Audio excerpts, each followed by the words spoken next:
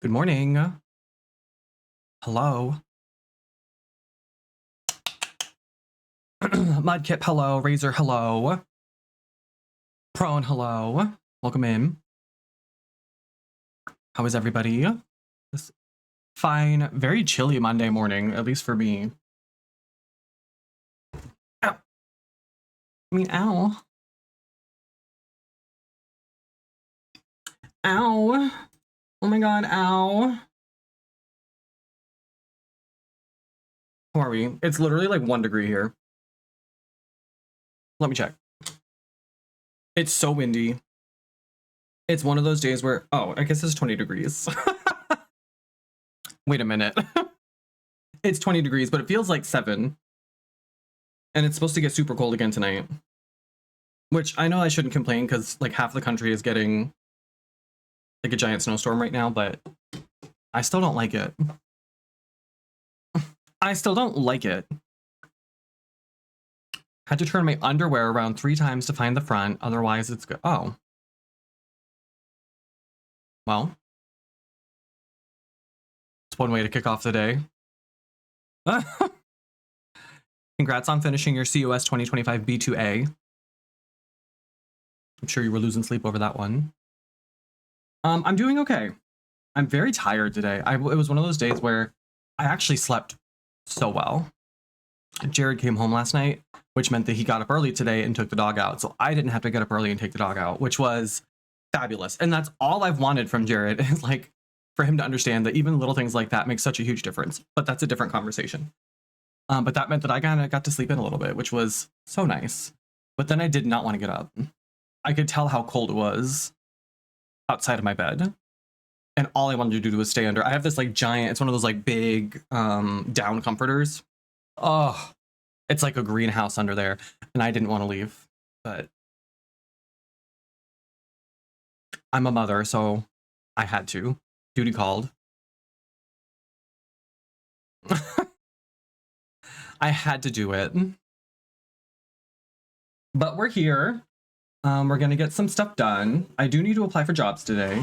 The holidays are over, so now I think people are going to start posting jobs again. Hopefully I'll start hearing back about some interviews and things. That would be very nice. And maybe we'll get some of our coding class done too. I'm doing really well. I'm actually really good at this. I don't know what everything's called. I have a really hard time remembering like the name of all of the things that I'm learning. But when it comes to like the actual practical application of it, it just clicks. So as long as my like test doesn't revolve around knowing what everything I'm doing is called, I should be fine. I'm sure it'll be fine, right? I don't know what I'm doing. I can't tell you what the name of the processes I'm completing, but I can do them and I can do them well. Which I think that should be all that matters. So yeah, I got up at like 8 o'clock, which is late for me these days. We got a workout in, showered, took the dog out, gave him his medicine, the usual. Had some breakfast. I had some Greek yogurt and I chopped up some strawberries and put them in there. And now here we are. Hashtag vibing. My skin is so dry. I feel like a crocodile. But we're here. I hope everybody's week is off to a good start. Happy Monday. to those who celebrate. I'm so sorry for those of you who have to be in the office right now. But also, I'm a little bit jealous because that means you're gainfully employed, which must be nice. It's 31 degrees and raining on your walk to work. It's warmer there than it is here. But 31 and raining sounds so gross.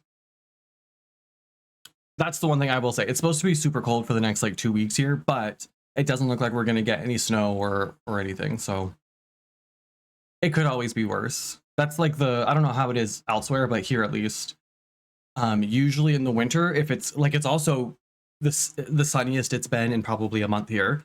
So the sun is out. It looks beautiful. Not a chance that we're going to get any precipitation, but that means it's super cold in the winter. If the sun is out, that means it's even colder because there's no cloud cover to like insulate us. So it's nice out. It looks beautiful, but it's very cold and windy.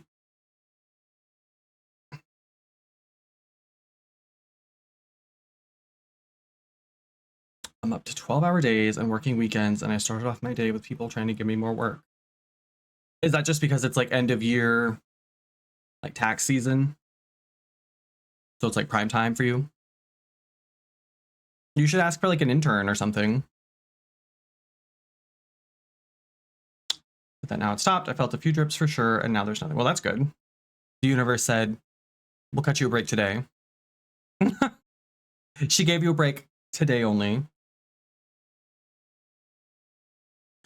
Forget turning underwear or rain clouds. Let's turn tweets into job opportunity. Yeah, y'all, why aren't you all tweeting at people to hire me? What kind of friends are you? Why aren't you blowing up all the companies I'm applying for in their DMs? Fake fans. Help this job hunting queen climb that task list mountain. Your retweets could be the umbrella in this job search storm. I don't know about all that. That feels a bit dramatic. But it does feel that way sometimes, sure. Year-end stuff is getting you. Well,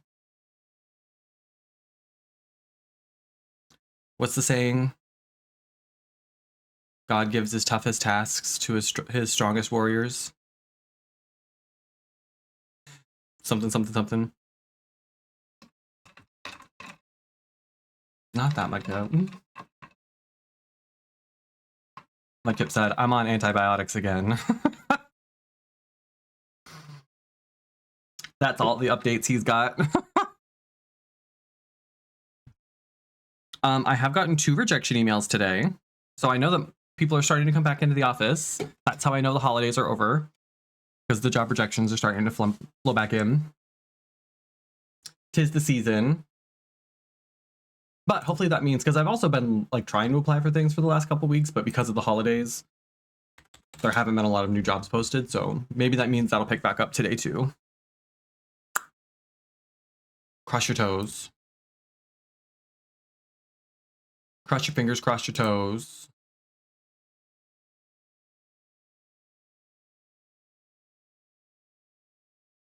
I want to talk about with lactose intolerance. Not that. I feel like everybody's lactose intolerant except for me.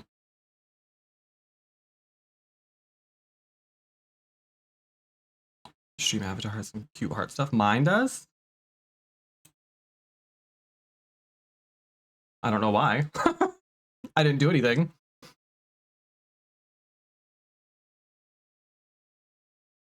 Couldn't tell you.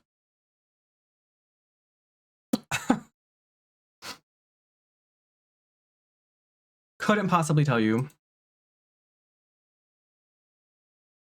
There you go. Your gold game's working again.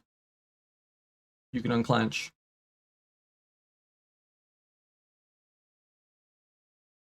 You can unclench. I did add 2 more channel point redemptions. So 2 more of the voice changing channel point redemptions. We have Creepy Doll.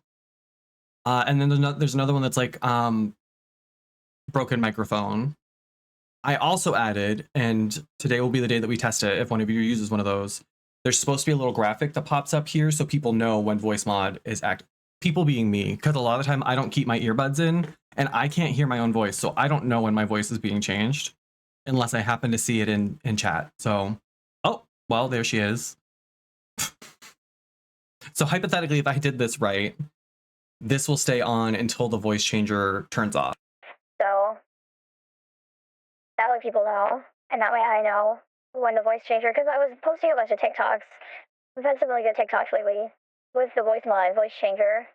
But if there's no physical representation, it looks like I just hit a button or something. And part of what makes those TikToks so funny is that the timing of the voice mod is so good. So now we have like a physical, you can see when it's active.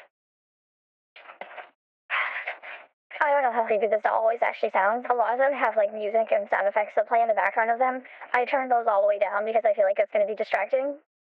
So you're just getting the voice changer, but it's not my voice, which is probably a relief for some of you at least. And it's one more thing for you to spend your channel points on. Because I know some of you are sitting on a fat Stack of Carrie coins right now. I know some of you are wealthy in Carrie coin currency. It's giving teenage girl on an old phone, not girl with a U. Okay, Grandpa. Yeah. On the break mic, this one I toned down a little bit because it used to do, like if you talk a bunch, it would make like this squealing sound, and I hated that, so. This gives me like walkie-talkie. It gives me PS2 headset. It gives me calling my friends on my hamburger phone growing up.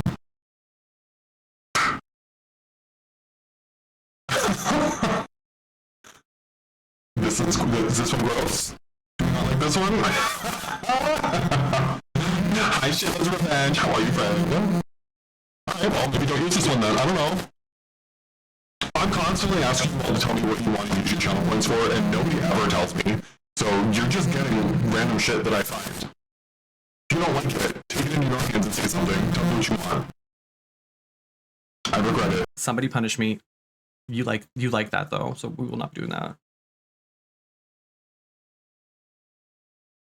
Well, if you ever want to take my viewer count, now you know how. Now you know how. If I ever start getting close to partner, just fire up the break my mic. And of course, you can fish. I really like the fish game. It's fun. Again, the gold you get for it doesn't mean anything, but it's fun.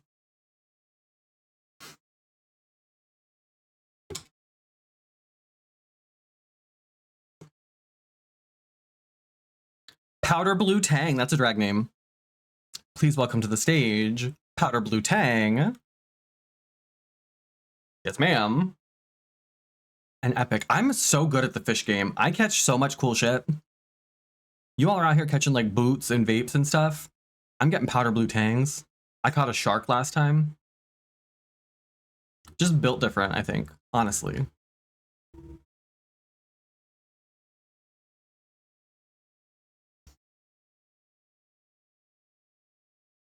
Just, I think, built different. Special shout out to everybody who has contributed to Goose's vet bills. Love you, mean it. We're at $650 right now toward our goal, our overall goal of $3,000. But our next incentive is at $750. So $100 from now, we'll unlock playing. I almost said Minecraft, Skyrim with my steering wheel. Get excited. You already unlocked the supermarket game, so we're going to play supermarket together with the mods. I'm waiting to hear back. I think everybody's told me their availability except for Dragon and Austin, and I know Dragon's on vacation right now, and Austin hates us.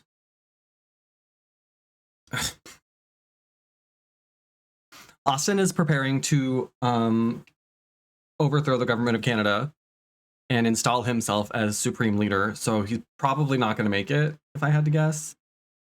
And like I said, Dragon's on vacation, so what I'll probably do is just schedule something with the three of you who've already responded, Andy, Razor, and Kiki.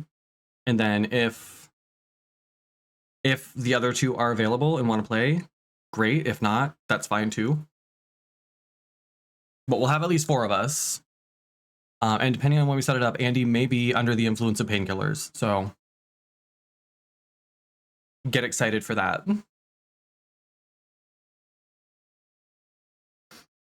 I'd love to hear the follow-up TED Talk on it to take notes. Hi, Raven. Yeah.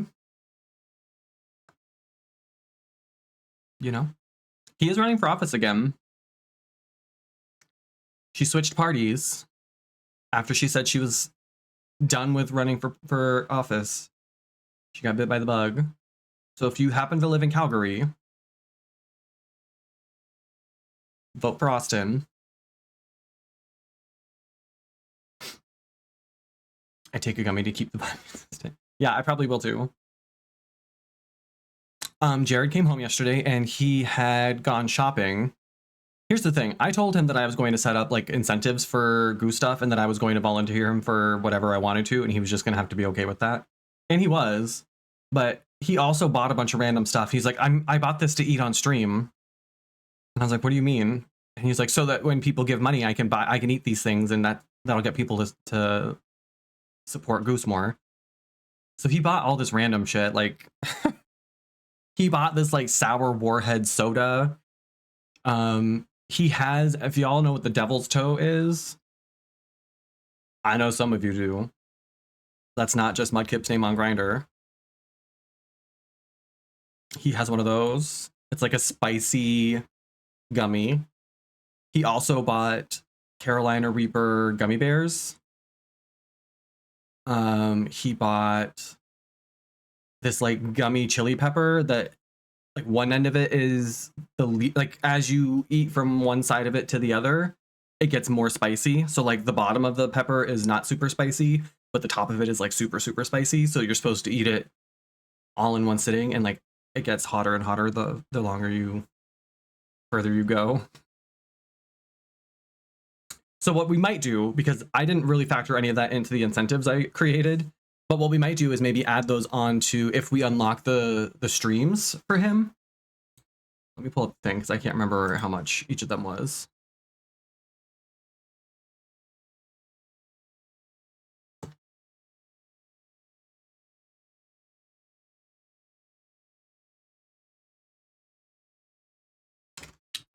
So the 1500 is the Jared workout stream, and then the 1750 would be Jared doing a workout stream in drag. So if we unlock those, maybe what we'll do is during those streams, people can tip a certain amount toward Goose's bills, and he'll eat a spicy gummy while he's working out, which would actually kind of be funnier, to be honest. So we'll do something like that, I think.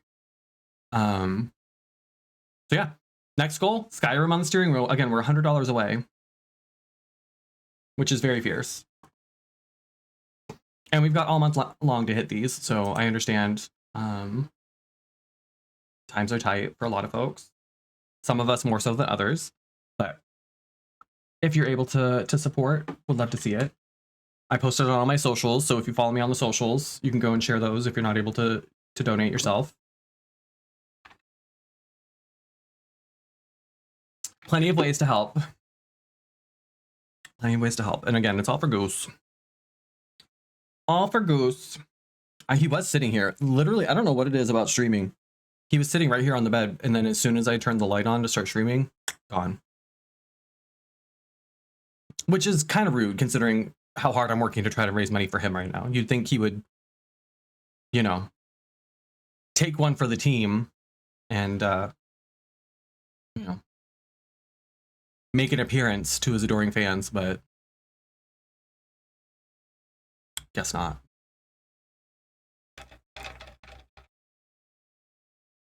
Sour warhead soda sounds delicious. Maybe. It's like it's green, so I think it's an apple, like sour apple. Jared doesn't love sour things though, so for him it's probably not. I would probably like something like that. I don't think it's really. He also doesn't like things with a lot of sugar, and he doesn't like bubbles. When he drinks bubbly drinks, it hurts his tummy. He's kind of like an infant in that way. He can't handle dairy. He can't handle bubbly drinks. Said duck, duck, goose, and flew the coop. Maybe a little later. He has one of those brain, like it's like a brain teaser thing. So it's this thing.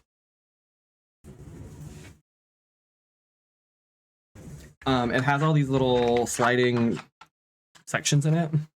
So what you're supposed to do is put treats in some of these, and then he's supposed to like slide it around and find them.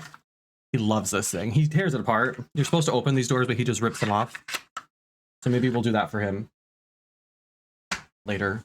I've been trying to find things that he can do that don't like involve running around, because I know he gets bored all the time, but he's on exercise restrictions, so we can't like we can't run, we can't go outside and play. Like, he's kind of limited, and he's thick. I'm worried. I think he was 54 pounds when we took him to the vet. I would not be surprised if by the time we take him back, he's like 60 or more. he's packing it on a little bit. Suck that down, you.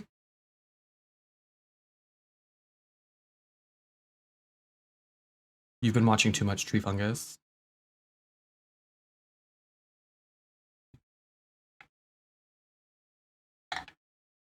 There's a difference between like skillful, masterful,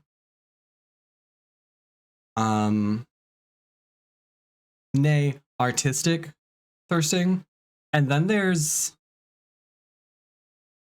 what you do. It loses some of the class, I think. It becomes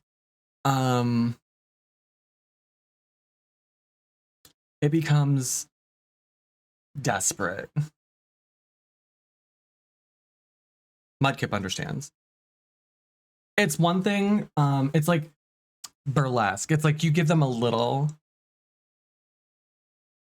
and then you take it back. What you do is just full throwing yourself. We'll do some classes. My eyes are so puffy. I literally I'm using a new eye cream and I don't think I like it.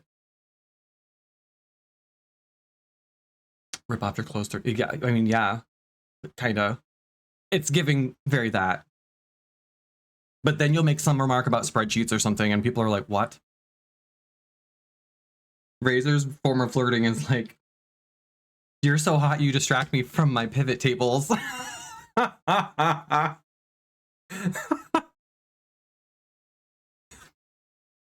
I'm so warm I can't even focus on my VLOOKUP.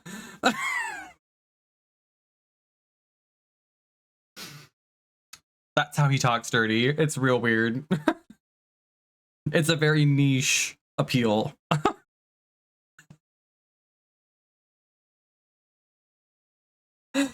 Yeah. But hey, if it works for him, he's married, so joke's on me, right? Not the spillover. I hate when that happens. I hate when I spill over unexpectedly.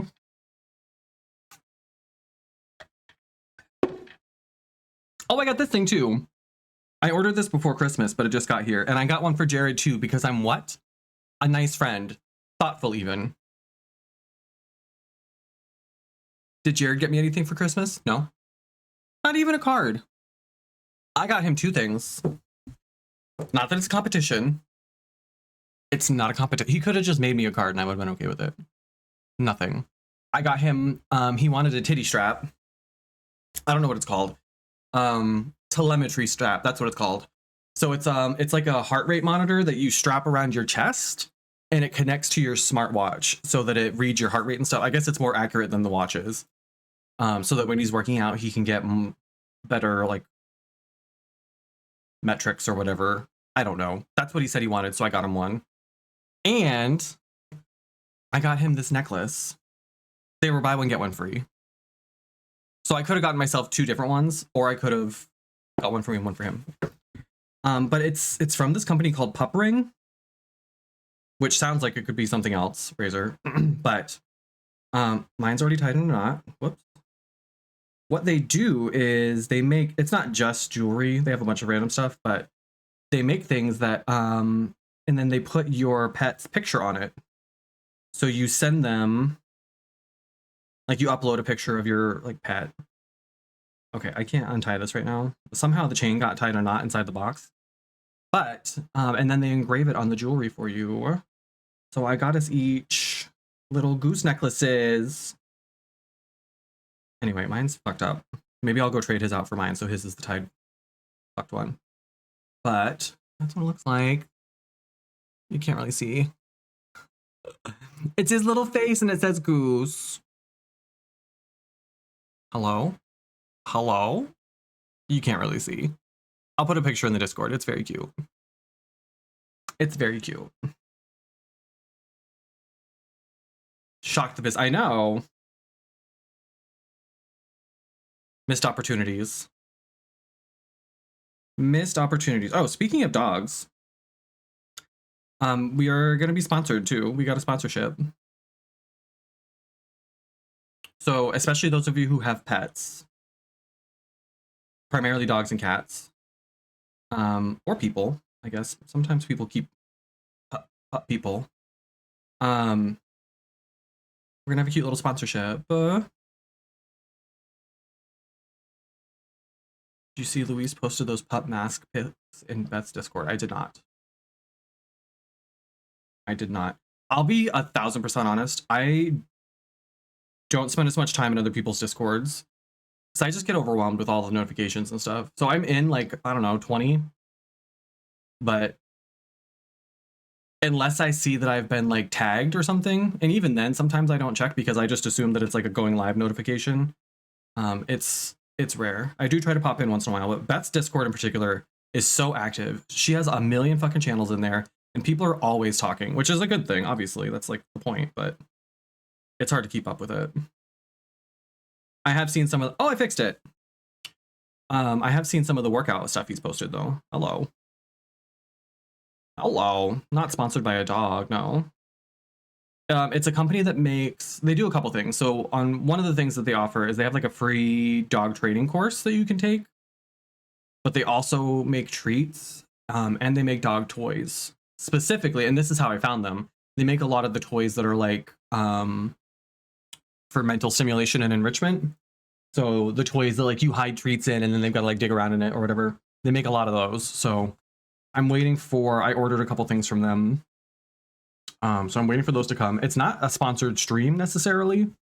So it won't be like a separate stream necessarily, but we will talk about it on stream. And I'll be posting a lot about it on social media. So we'll have a cute little code you can use. It's code Carrie. And I think it saves you 10%, 15%. And then I make a commission off of that as well. So very exciting, very cute.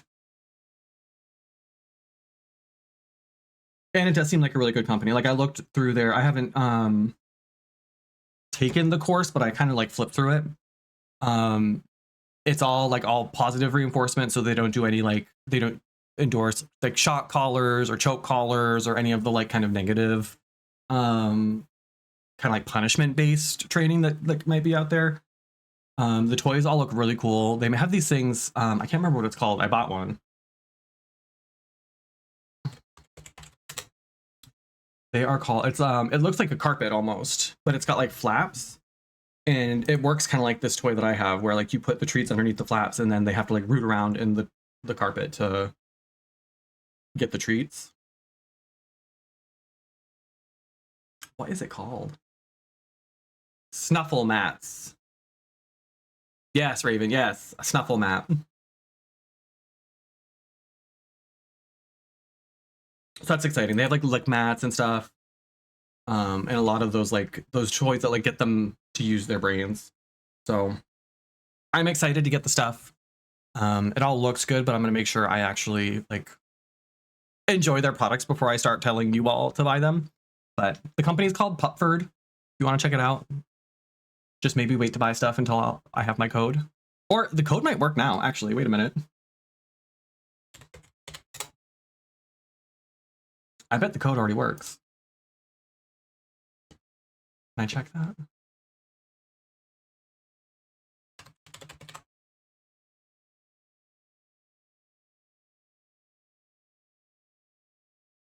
Oh, it does.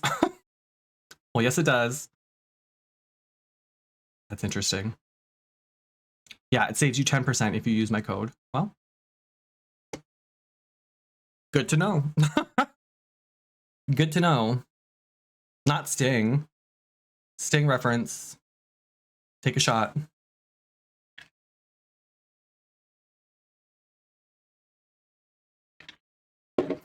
Snuffle map. I think that's the kind of thing, at least for Goose, I think those are the kind of toys that he really likes. It takes him a little while to get into it. Like this one, it took him probably 2 or 3 tries before he figured out how it works. He doesn't have a lot of patience, so the first few times we tried to get him to use it, he would kind of fuck with it a little bit, and then after maybe 20 seconds, he just kind of gave up and walked away because it was annoying him. But now that he knows how they work, girl, he attacks that thing like it's a cat. So they've been really helpful for us. It's been good for, especially like Goose's, he doesn't do it when I'm streaming, but when it's just the 2 of us and I'm not streaming, he is such a Velcro dog, which I like, and maybe that's bad. maybe that's like bad for him, but I like that he wants to be like with me all the time. So I'll be sitting here on my computer and he'll like get under the desk and like stick his head out and he'll like lay on my leg or whatever. But sometimes I have to work or sometimes I need to do things. And so toys like that are really great to give him something that like occupies him and keeps him from feeling like I'm ignoring him. And then usually he'll finish that and then he'll just go lay down because he's like satisfied for the time being. So I like having that around. I use, we have like the bacon strips, the like fake bacon. I'll take one of those and break it up into a bunch of pieces and hide like 6 or 7 pieces in there. And that'll keep him busy for usually at least like 5 or 10 minutes, depending on how like aggressive he is. He sometimes has a hard time sliding the pieces, but he knows there's stuff under them. So he'll keep trying until he gets it all. And like I said, he'll just rip the lids off, the little like trap doors. He doesn't open those, he just rips the top off, but they're designed to like pop off. You just have to keep an eye on them to make sure he doesn't swallow the pieces. But pretty good stuff. So that's exciting. It's nice to have, we've talked a lot about like how monetization as a creator works and how I don't want to rely just on subscriptions and bits and tips and things. So stuff like this is a way to help supplement that without constantly feeling like I'm asking people to give me their money for things. So that's exciting. That's exciting. What else is going on? Oh, my big push right now is YouTube. So in terms of like creator stuff, I'm still posting on like everything. TikTok's been going well, but obviously things are kind of up in the air with TikTok right now. But if you happen to ever find yourself like, I don't know, bored and you're like, God, I wish I just had something I could play in the background, perhaps consider my YouTube channel. I've sort of abandoned the VOD channel, so I'm gonna update. Oh, I forgot about this little graphic. I'm just putting my VODs on the regular channel now too, which is, I get, supposedly, I don't know, people say you're not supposed to do that, but I'd rather just have everything on one channel. But here's the thing. We are closing in on 1,000 subscribers, which is what I need in order to monetize the YouTube channel. However, I also need either 3,000 public watch hours or 3 million views on my shorts in the last 90 days. I am nowhere near either of those. So if you ever find yourself, I don't know, looking for something to do, you could go watch my VODs, rack up some watch hours for me. You could go watch a bunch of my shorts. I feel like I'm more likely to hit the number on my shorts because my channel is almost entirely YouTube shorts. Y'all know I don't like editing for long form, but perhaps, if you find yourself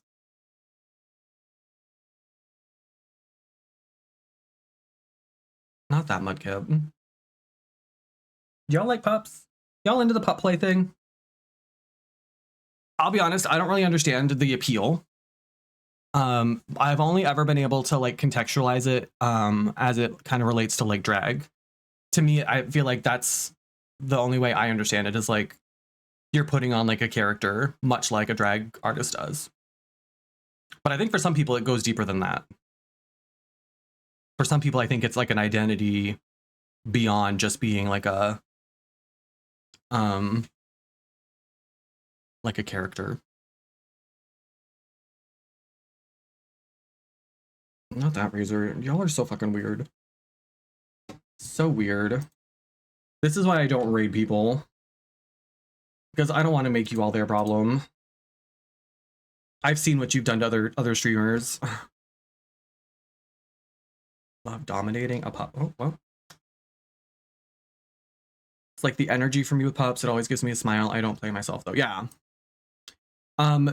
It's been a while since I've seen them, but there was, I guess it's been like 3 years now, but there used to be a pup who came to Pride every year, and they had the mask, but then they also had like a little tail. And they didn't wear, I know like a lot of people like wear like leather with it or like underwear, etc. I'm gonna stand up. I'm gonna lift my desk and I'm gonna stand up. I'm so antsy today. Hold please.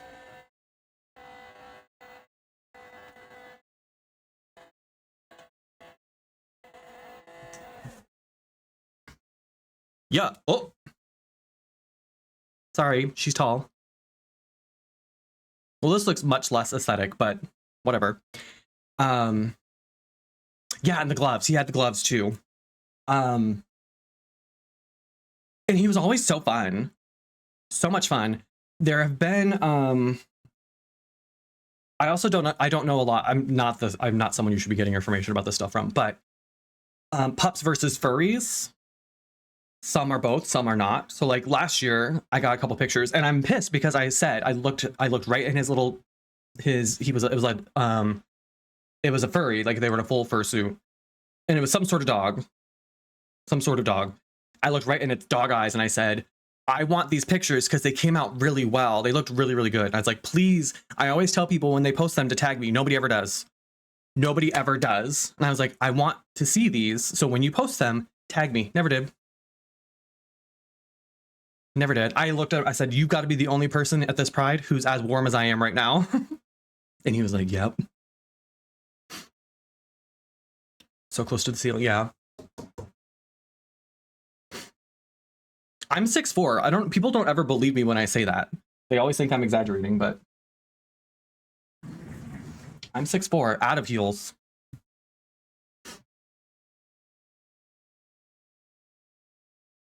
She's a big bitch. So I don't know the difference, or if furry is just a more like broad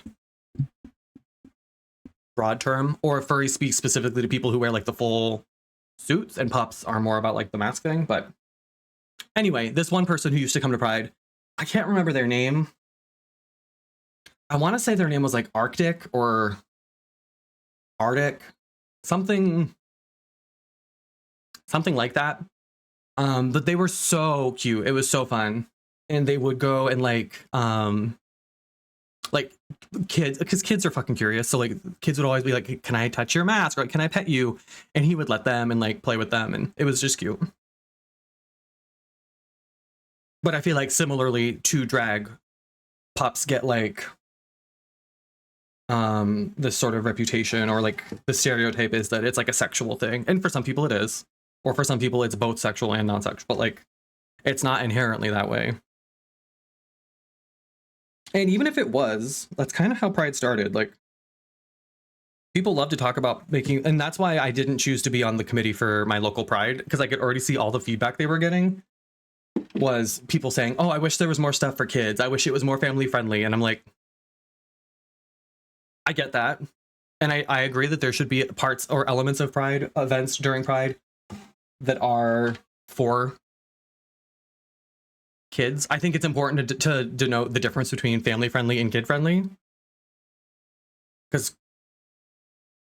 some families don't have kids. I don't have kids. My family is all adults. So to say family friendly and when you mean kid friendly, I think is harmful. But I just know I would have a hard time. because everybody just wants a bunch of like kid friendly, like they want face painting, and like that's fine, but Pride isn't a carnival. And I know I would just have a hard time I would be that person who's constantly like killing the vibe for everybody else by being like, well, yes, and Pride started with like sex workers and trans people. Like, if you want to talk about where Pride comes from and what Pride is intended to be, we're moving further and further away from that, not closer to it. So I know I would be that person, like that. I believe there should be somebody in the room doing that. And I feel like that's what I do everywhere I go. And I just didn't want to be that person. And yeah, leather, sex workers, trans, like it's all like Pride started as this like in your face, not offensive, but like aggressive movement, because it had to be. And it, I would argue, still needs to be. But as it's become more like mainstream, and as, you know, at least for us, I don't know what it's like elsewhere, but a lot of like the little, I mentioned this last year, a lot of little tiny like towns in our area are starting to do their own prides, which is great. But it's all coming from like cis straight moms of kids who are queer. And so they are creating and building pride celebrations that are for their kids, which is fine. But that's not the same as what Pride TM, you know, like what Pride is versus what your little hometown like kiddie carnival is. Like that's fine, but don't equate that with where Pride comes from. Agreed, Mudkip. Yeah. It's almost like people with kids, and this is a generalization. Not everybody is like this. I know plenty of people who have kids who are like, no, not everything does need to be for kids. I shouldn't have to or be able to bring my kids to everything. But there's this weird like preference that's like given, or deference that's given to them.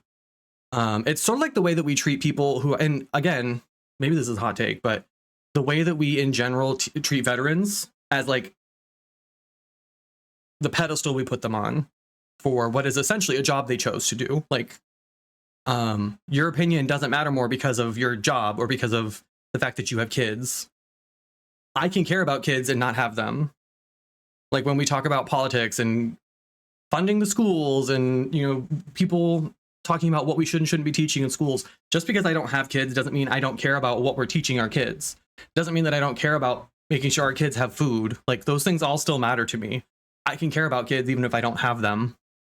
That doesn't make me like incapable of empathy. In fact, that I would argue that it sometimes makes me better at objectively approaching issues pertaining to children, because it's not as personal for me as it might be for other people. I don't have like a stake in it in the sense that like I have a child in these schools too. Like I can look at it from the perspective of a community approach as opposed to what's going to benefit my kids specifically. So I know that's what we deal with here. And so that's why I chose not to do the executive board or whatever for our pride, because I just knew I would be that person who would just like, and it would be something where I'd end up getting frustrated, and it would stop being something I was doing because I loved it. It would be something I felt like I had to do. So I will still be vocal, but like, I don't need to be on the board to do that. Not that much, Cope. It sucks because I think in general we do need, I feel like we just talked about this not too long ago, but I feel like we need more queer parents. Like I feel like we need more queer people having kids and more queer people adopting kids and things, because there's so many kids who don't learn that sort of empathy and compassion for other people. Not that straight people can't teach that too, but like, I can't imagine how different my life would have been. And I love my parents. My parents, I think, did a great job. I can't imagine how different it would have been for me growing up with queer parents. I came out when I was in high school because that was when I learned kind of what it meant to be gay at the time. And like, I didn't have the language until then. But if I had grown up with parents who at least talked about that stuff, my life would be totally different.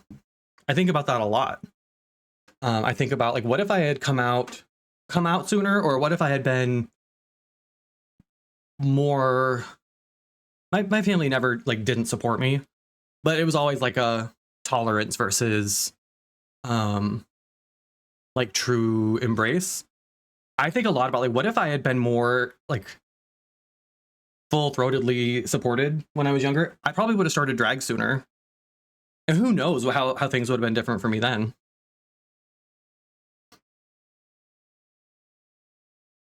Yeah, I love her, Raven.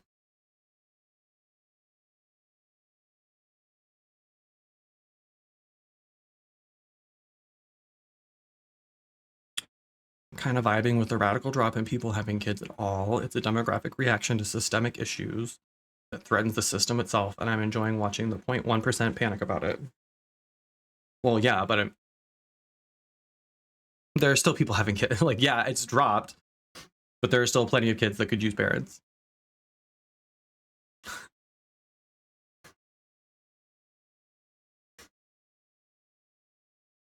Anyway, I don't know what brought that up. Oh, Pride. Pride. So Pride's gonna be very different for us this year.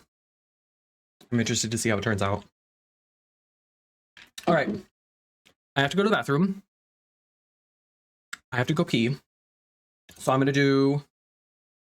I won't do a BRB, but I will do I'll do one of these. I'll go ahead and start the music. We are co-working, so please feel free to use the bot to keep track of your tasks and such. I will do my best to stay muted, but I'll be honest, I am once again not really feeling like working, so I might be a bit of a distraction today. So sorry. Mute me if you must.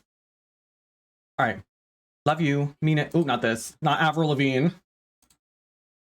There we go. That's better. All right. Be right back. Love you. Mean it.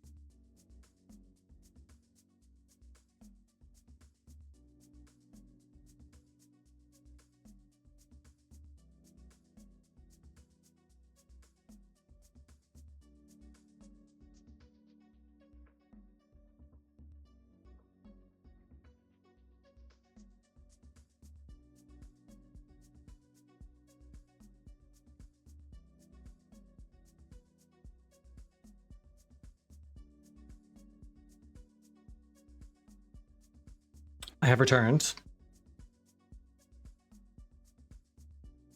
Not exclamation point, but.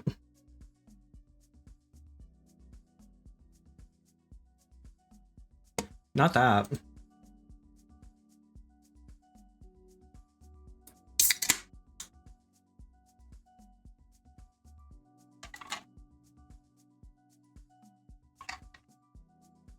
All right. Thank you, thank you.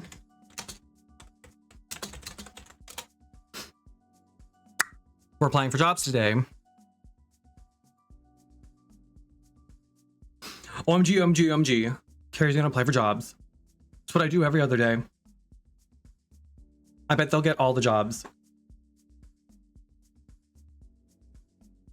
Who needs digital stuff when you can have real jobs? Drag me. Wow. She said, who needs this internet job when you could go out and get a real job? All right. Shots fired.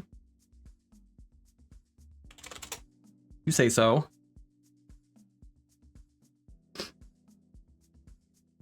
Wasn't paying attention. Am I like, oh, so sorry. Hello, Canele.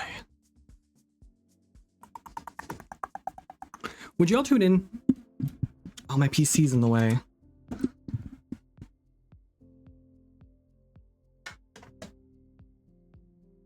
Would you all tune into an ASMR stream? Sorry. It's the game.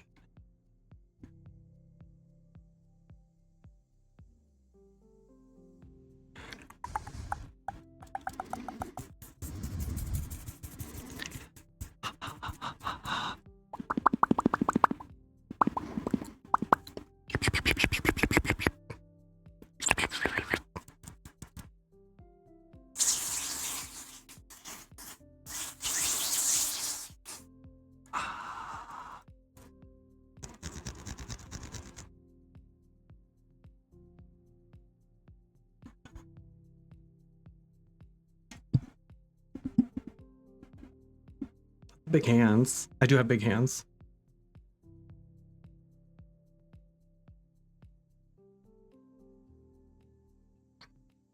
I do have big hands. Big hands and big feet, actually.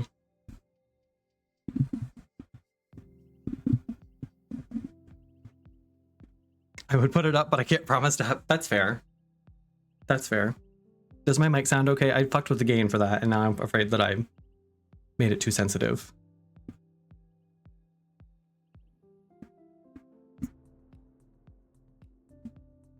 I feel like we made a mistake. That looks better? Question mark? Sounds lovely. Okay, great. Great. Fantastic.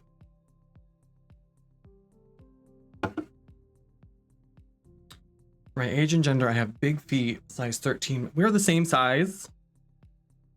Anyway, I'm a 13. 12, 13, depending on the brand. I'm a 12 if it's a shoe that doesn't have a lot of men's shoes, and I don't know why they do this. But a lot of men's shoes, the toe is like pointed.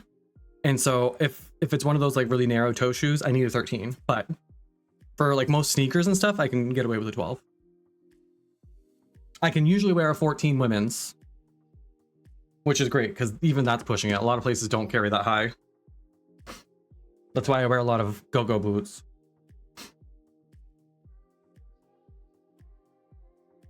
You and your dad can share shoes. Nothing wrong with that. I bet you're a really fast swimmer. I bet you're a fast swimmer, or could be if you trained. Big ol' flippers. Ain't nothing wrong with that. Some people are into that. There's something for everyone in this world. I firmly believe that. I firmly believe that.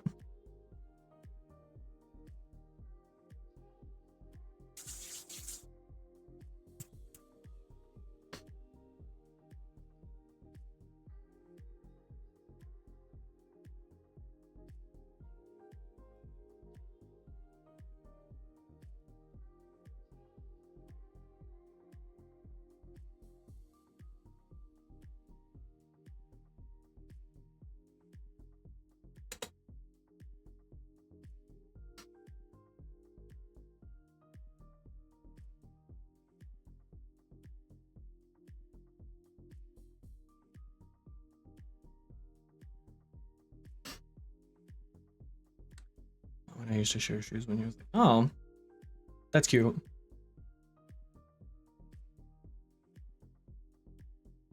Jared, I would say we share things, but it's really more so that he just wears my shit.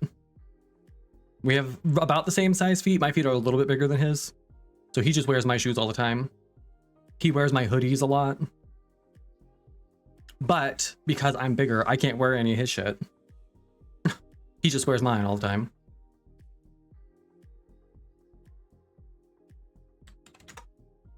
And then if I like outgrow things, or like I bought a bunch of sweatpants, and then some of the ones I bought were too short. I don't like some people like wearing sweatpants that are a little bit higher, so like your ankles are showing or whatever. I hate that.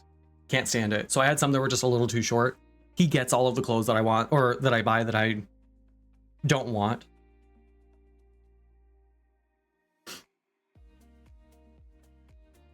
It's got a pretty good deal, honestly. I never get anything of his because I'm substantially larger.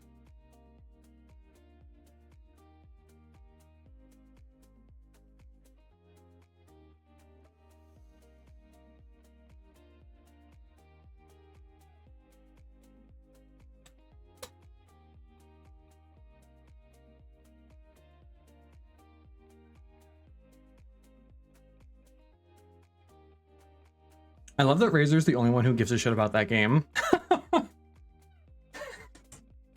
Half of chat is just Razor spamming that jump command.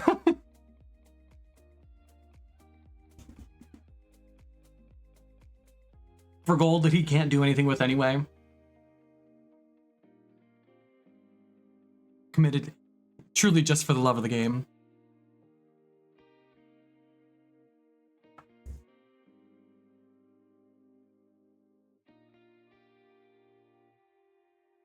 Yeah. Some people like to fish, some people like to jump. Yes. I have this theory that Razor just likes hoarding his Carrie coins. There's something in the back of Razor's mind that makes him think that someday there's going to be some giant redemption he can claim. And I've got bad news for you.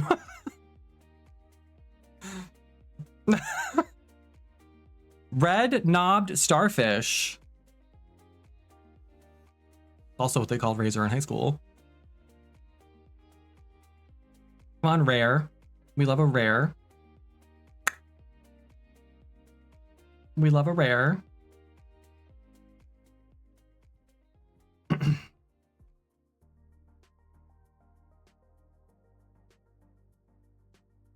I ain't no dumb blonde. Oh, creepy doll. Creepy doll. Phone is 84% the drama. That sounds about right. A little bit low, but it's only a Monday, so the fish are a lot less work for more potential coin. That's true. I wish, and I don't know if there's even a way to do this. I wish that the gold you earn from stream avatars and the gold you earn from the fish game was the same. I would be more motivated to like create some sort of reward system or like shop system for those if all of it was the same gold. But the way it is now, I have to come up with something for you to use your gold for stream avatars for, and something separate for you to use your gold from the fish game on. And that's just too much. Too much. Hi, True Fungus. Good morning. Good morning. You're muted for me because I'm in a meeting. Oh.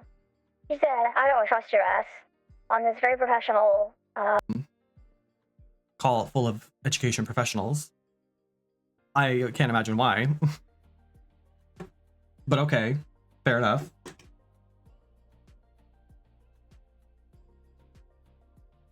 Fair enough.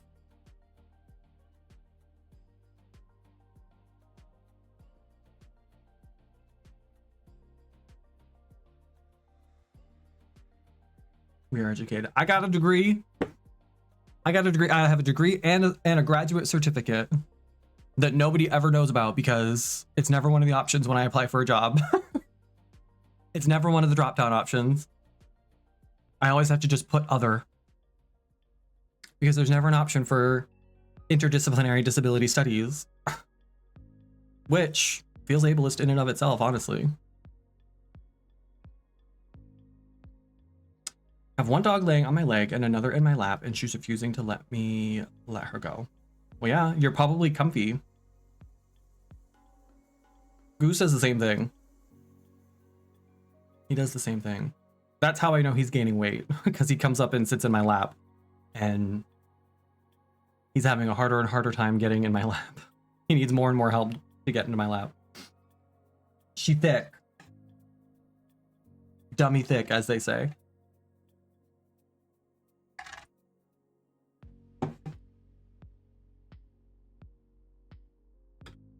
They don't say that. I don't think they say that anymore. Every year when I do the university show, I have nightmares for about 2 weeks leading up to it about the fact that I'm substantially older than most college students now. And I'm always like, is this the year when all of my preferences stop landing? Is this the year that I stop being gut busting hilarious to them because I'm just too much older that they don't understand any of the things I'm talking about anymore? So far, so good. But we've come close. Every year I have a little panic attack thinking, like, what am I going to make jokes about that these actual children are going to understand? And every year it gets a little bit tougher. Because I've also got a relatively older community too, so I can't even ask you all. Because none of you are like, well, one of you is a college kid. I don't know where to turn anymore. Not even TikTok is like Gen Z central anymore.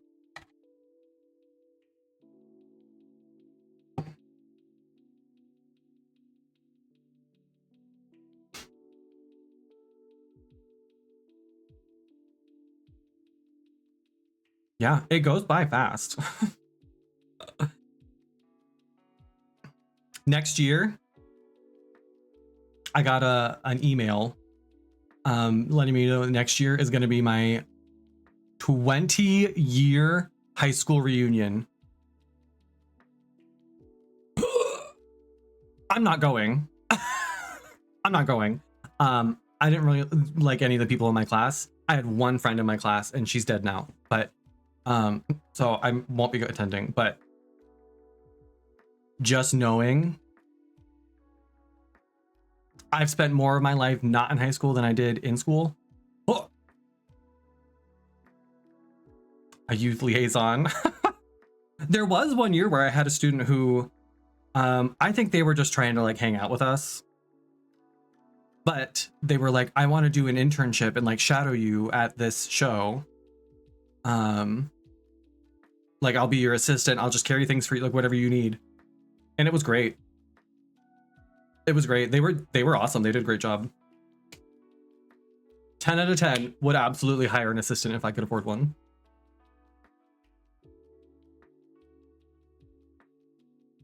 Next year you'll be 21. I remember 21.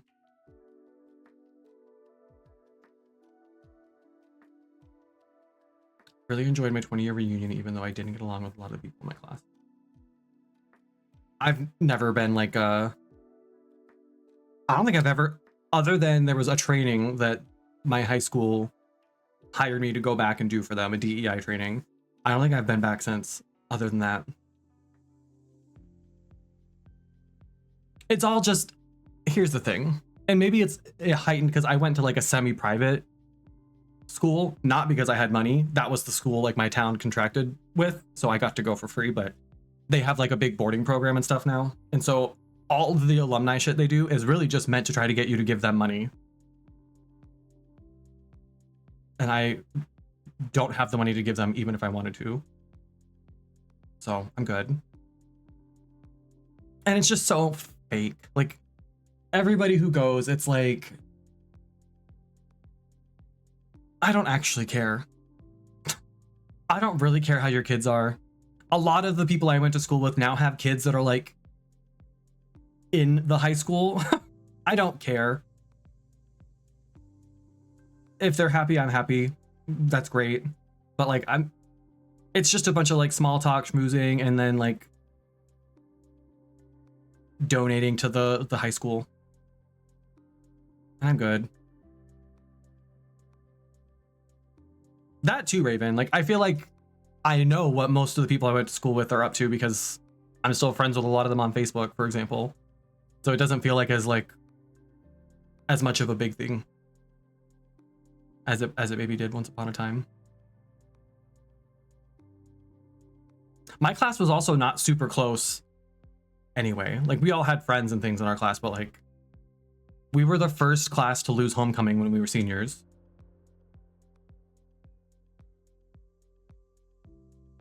My school was like 200 years old, and for as long as they had been doing homecoming, the seniors always won homecoming.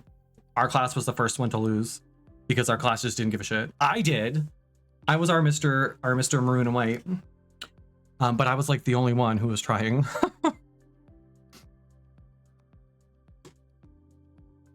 And I'm a drag queen, so who could have seen that coming? But it's just not for me. Maybe it's also too, like, I'm not that far from my high school. Like, I didn't go far like I planned to. I thought I was gonna move to Chicago and it was gonna be great. And I still wish I could move to Chicago, to be clear, but I didn't go very far, so maybe that's part of it too. I was happy to go back when they were paying me to do it. I'm not interested in going back and spending money on them. Personally.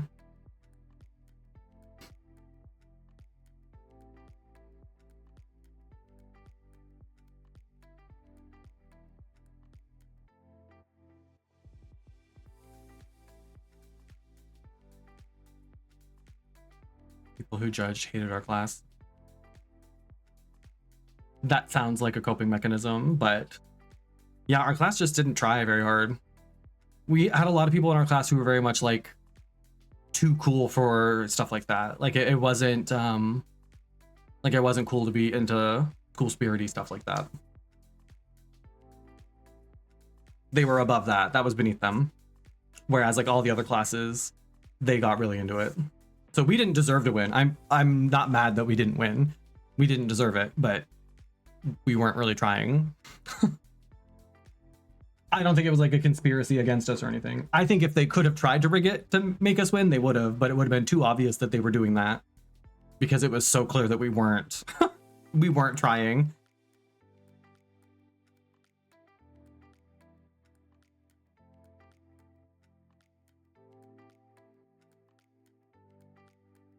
The people who judged admitted that they hated you. Girl, that doesn't add up. I'm just not gonna lie to you. Anyway, I will not be attending that reunion, but I'm sure I'll see the pictures on Facebook. Not my thing. If they want to see me, they know how to find me. carrytheone.com.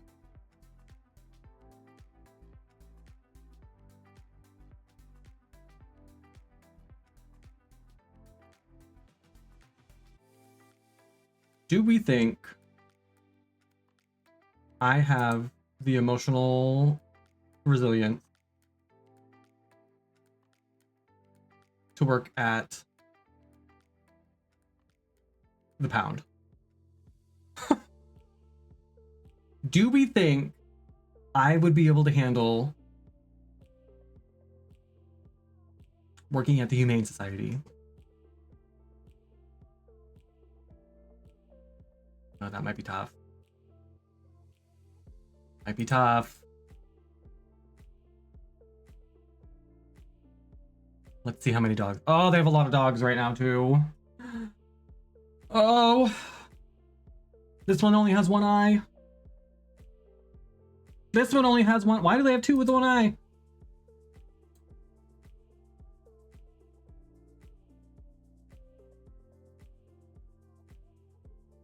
Oh my god. Oh my god, look at this dog. Oh, look at this dog.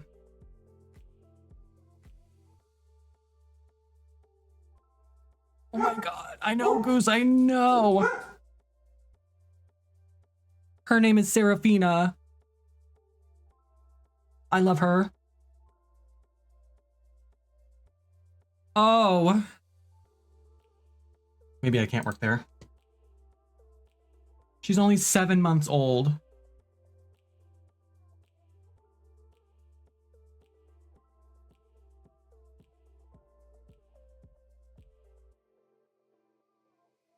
She's a smart student and would love to keep her mind engaged.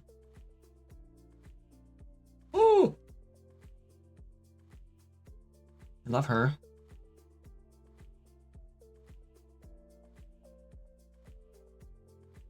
They're so cute. I just love dogs.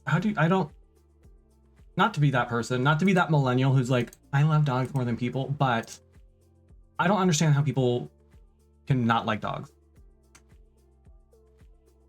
I don't understand what kind of like perspective or experience, unless maybe like if you're someone who's been like bitten by a dog and you've got a fear of them, that I understand. But to be someone who's just like, I don't really like dogs, how? How do you look at this and think, nah, not for me, thanks so. I don't understand. Does not compute.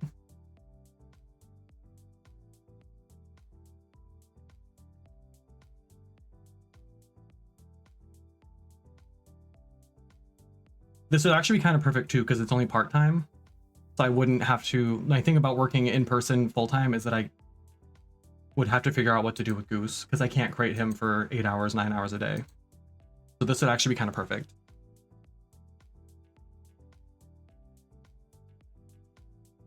Yeah, part of me feels like I would love it, but also I think it would be really hard. I'd have to get really good at like compartmentalizing, I think.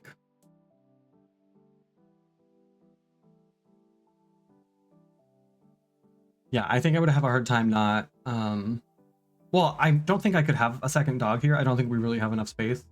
And I'm not sure how Goose would do with another dog. It would have to be another high energy dog to like keep up with him. But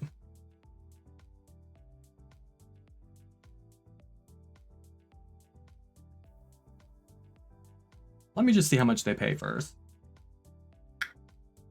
Not the job description link, just going to a link to adopt a dog. Excuse me.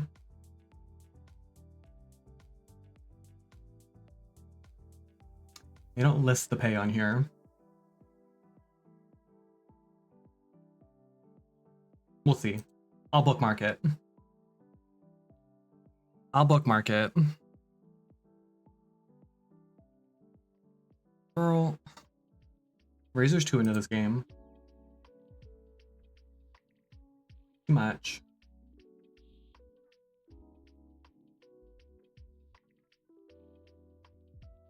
Put him in timeout.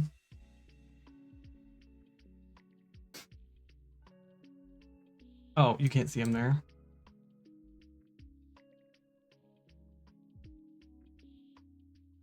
Oh, not me. We'll put him like here. There we go. That's better. That's better. I mean, I could do this job. It's like an adoption counselor, so you're like the front desk answering questions and stuff.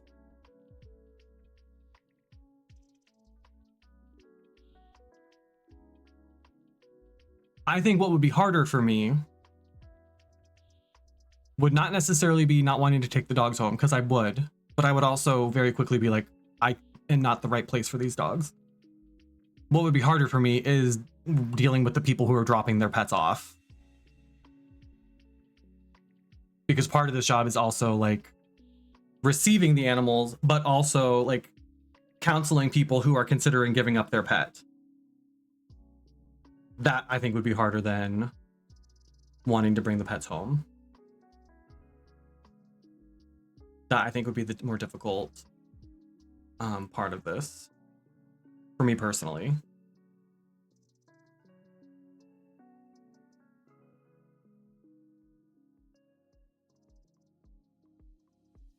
Assist in reducing the number of animals surrendered to the shelter by counseling individuals who are considering giving up their pet. Provide assistance with resolving behavioral problems, educate the public about pet overpopulation, and provide information about spaying and neutering. Well, those things I can do, but if I've got someone physically standing in front of me telling me I can no longer take care of this animal, and you're telling me it's my job to try to talk them out of that, that would be tough. That would be tricky, I think.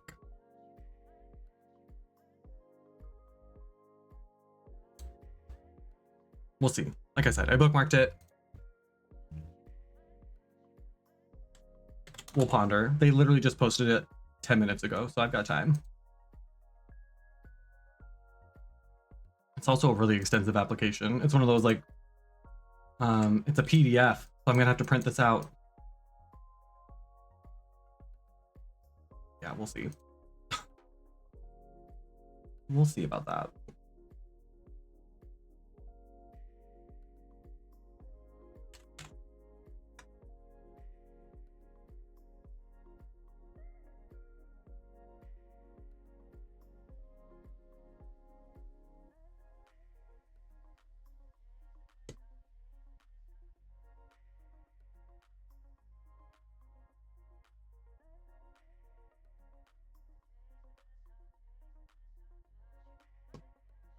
You can fight if you want.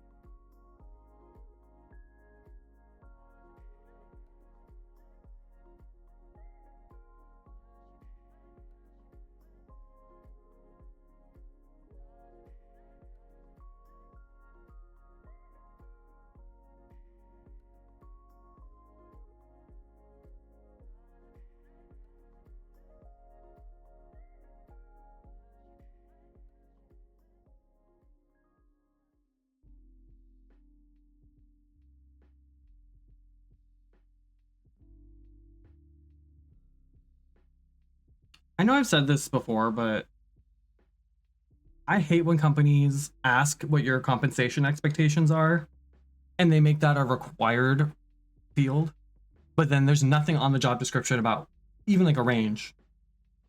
Like, I know 100% this is just a test. Who won? Oh, good job, Prone. At least it wasn't a bot. I don't care if I win or lose. It's nice to see someone other than a bot win for once.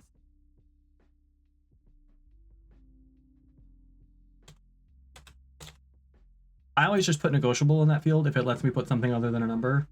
But I feel like that's not what they want to see either. So. But I'm not going to guess. I'm not going to guess.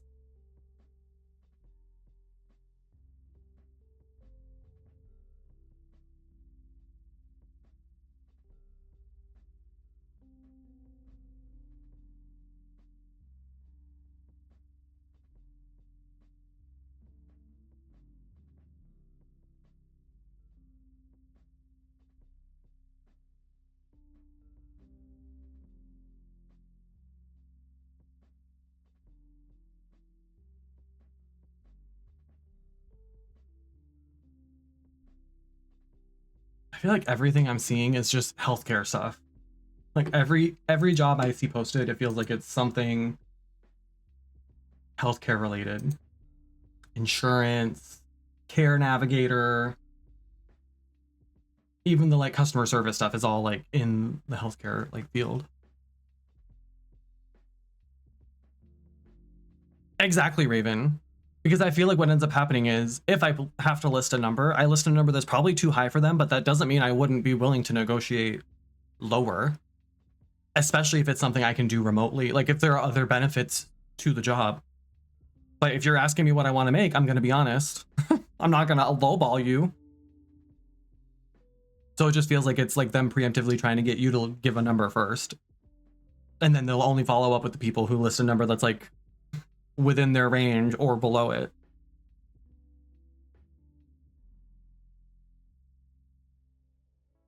Oh, a lot of people are working, Kanele. These co-working streams are kind of, they tend to follow this like pattern I've noticed where for the first like hour and a half or so, usually people chat a lot and then it kind of like trails off because people are working it's like lunchtime for a lot of people, so they might be able to talk at the beginning and then they have to go back to work. It's for a lot of people, it's not fun to just sit here and watch me work. So if someone doesn't have something to do themselves, a lot of the time they won't stick around. So these like co-working streams I think are not for everybody. They're helpful for me though, and it helps me get into a pattern and a rhythm of streaming more. Otherwise I would only stream like once a week. So they're more for me than anybody else. If people like them and they engage and subscribe and all that stuff, great, but it's okay if they don't too. I'm trying to not care as much about like the numbers. Aside from the fact that like I mentioned, I'm trying to get this year, I want to be more intentional about things like getting sponsorships and partnerships and stuff. And you have to care about the numbers for that.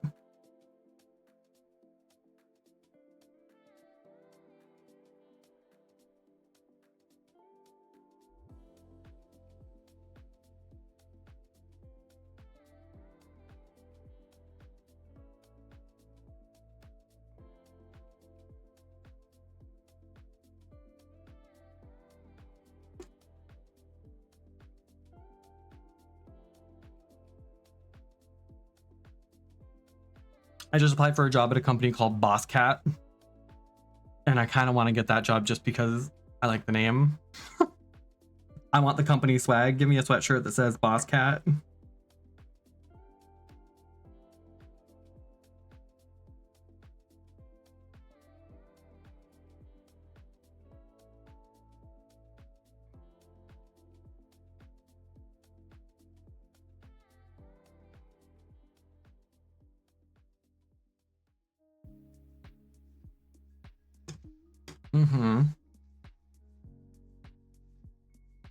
As much as I would love to get a job in my like in the field of DEI, which is what I do, part of me just wants like a not mindless, but a job like something simple in like customer service that I could just easily clock out and be done with. It's hard working in DEI to not like bring it home with you, so to speak. Part of me just wants a job that I can just clock in, do my like 8-hour, whatever, however long, clock out and be done. And not have to worry about it. Knowing that like I wouldn't get paid as much and all that, whatever. It'd be nice to be able to just have a separate separate life altogether. You know?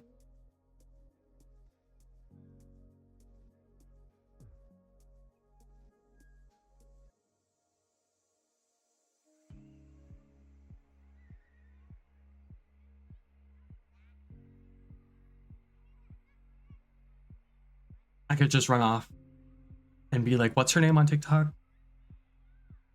I'm obsessed with her, but I can never remember her name. Lana Del Redneck. Y'all know Lana Del Redneck? Oh, that's who I want to be when I grow up. That's who I want to be when I grow up. Love her. Her and then the guy, the Austrian guy with the funny, people make fun of his accent. And I can't tell if that's his real accent or if he's like turning it up a little bit for TikTok, but he's so funny. People say he sounds like Olaf from Frozen. I've never watched that movie, so I don't know.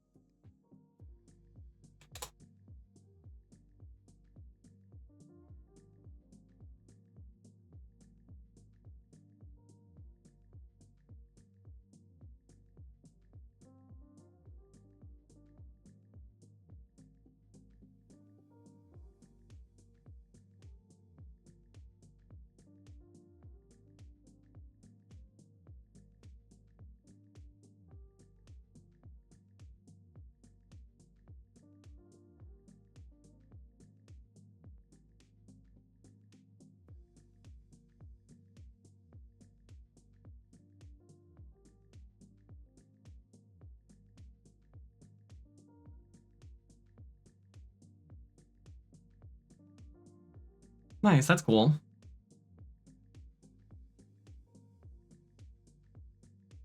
Yeah, I never watched the movie.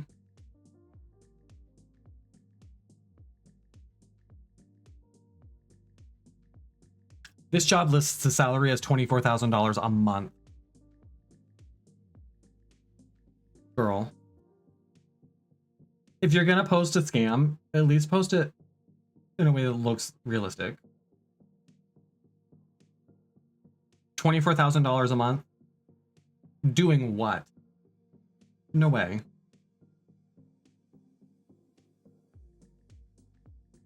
Oh, it's commission only, that's why. Yeah, okay, girl. Selling what? Fucking boats?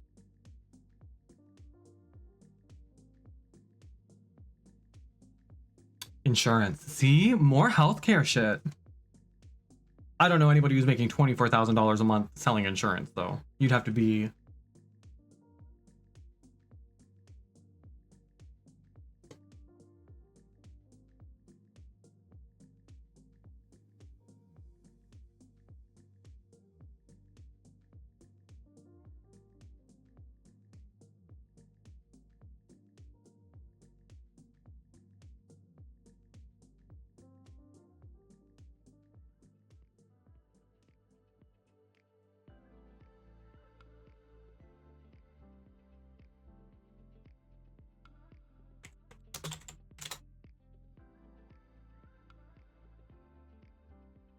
There's a company hiring called Young Goose.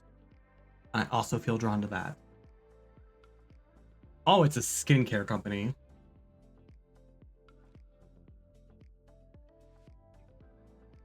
It's an expensive skincare company. Their eye cream is $100.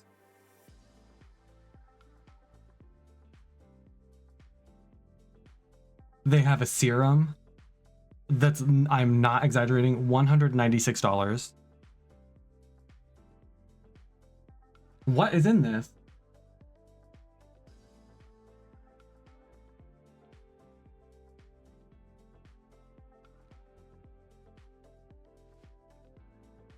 Spermidine. Do I want to Google that?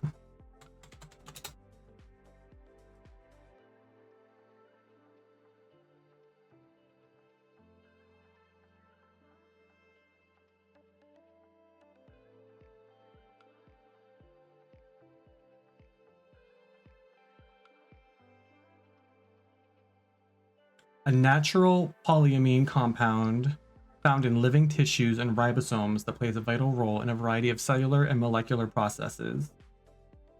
It can prevent hair graying by stabilizing proteins that are important for pigment production.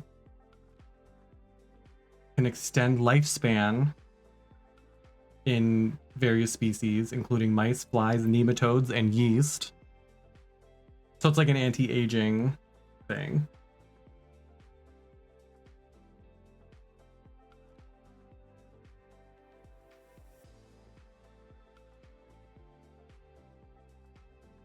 Interesting. $200 though? For what? And it's not like a big bottle, it's like a normal size. Youth Reset V2.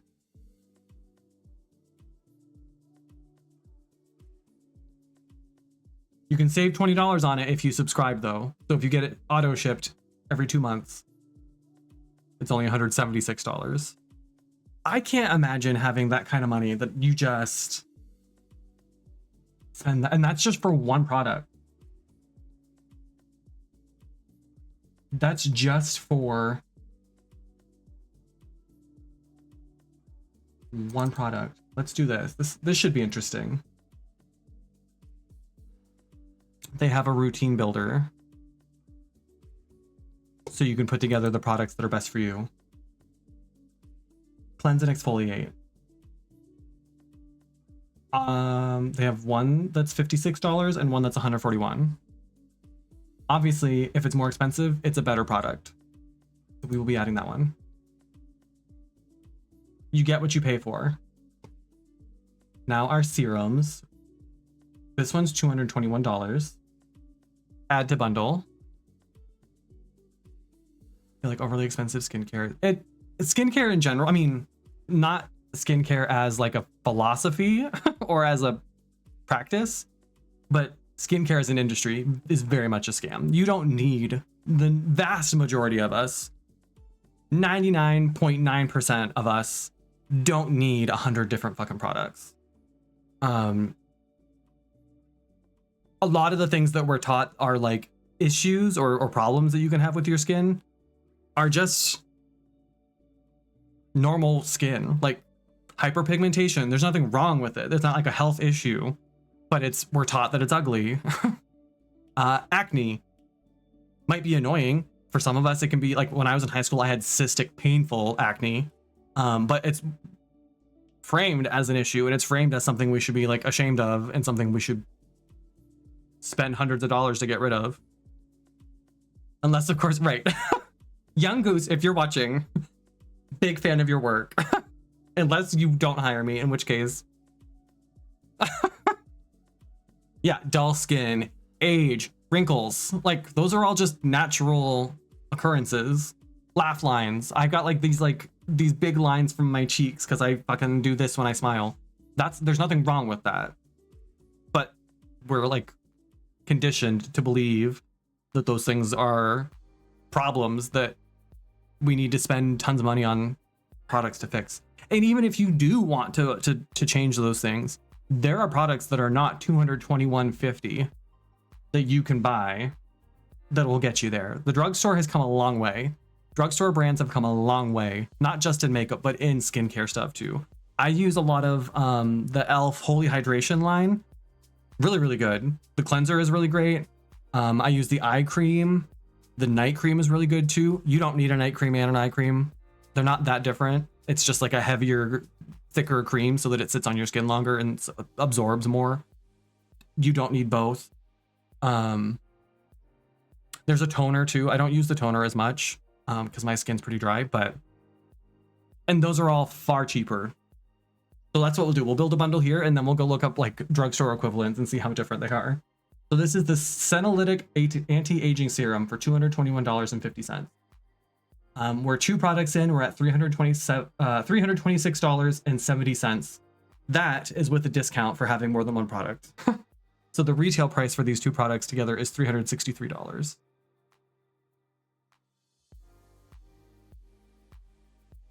Yeah, you only need really like the vast majority of us, and especially the folks that like skincare is marketed toward, which is like younger folks, because it's like a scare tactic.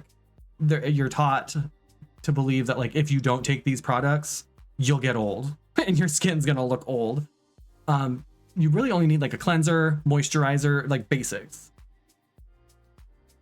Sunscreen. And then yeah, if you want to add some of these other products as like a, based on what it is you want from your skincare, fine. But you can always find a more affordable option than $360. 363 can get exactly. I could go get some woman to put like the best Korean fucking products on my skin for me for $360. I bet I'm gonna have to pay shipping too. This isn't a free shipping kind of brand. Now what do we want? Masks and moisturizers. I do like a good mask.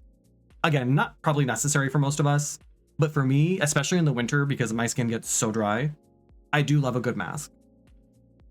I do not spend $100 or $176 on one, on any masks that I have though.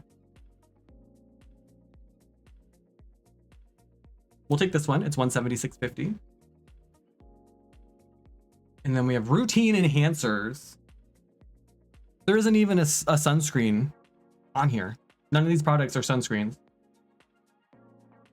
This one is your 360 environmental protection, which is another like kind of scam thing where they tell you like, oh, this product protects you from airborne pollutants or toxins. Girl, stop. That's literally the function of your skin, is to keep those things out of your body. Like, come on now. But that's the most expensive product, so we're gonna add that to our cart as well. Oh, a lip plumper. Do we need the lip plumper? I think so.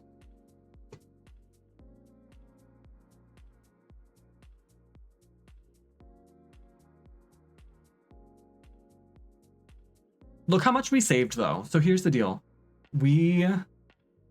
Oh, it doesn't tell us. That's shady. So what we're paying, where'd it go? So oh, it is free shipping. La-di-da. So what we're paying is $615.55. But we saved $91.95. So it's basically free. And free shipping. I don't have to pay for them to mail this to me. It could not possibly be any easier. And this is just... Oh! Here's what they did. So there's no shipping, but they do automatically add an extra charge for route package protection. So we are paying $12.63 for that.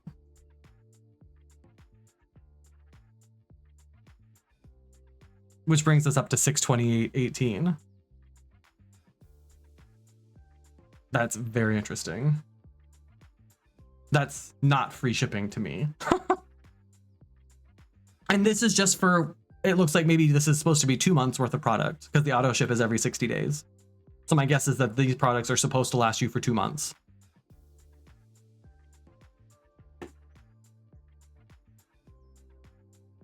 So let's do some quick cell phone math here. 628.18 times 6. That's $3,769.08 for a year's worth of this stuff. And that's assuming you get this bundle discount every time. I don't know if that's like an all the time thing or if that's a limited time situation where you save this much because you're bundling. $3,700 to hopefully not look older. I can't imagine being the type of person that has that kind of money that I would buy all this and not think twice about it. Think of the gas, exactly. That $12.63 route protection pays for itself, honey. I don't know why we're complaining. Now let's just look at, again, Elf is what I have been using, so I'm most familiar with it, but there are plenty of like affordable skincare brands out there. I bet they probably have a bundle. Holy Hydration, this is the one I use.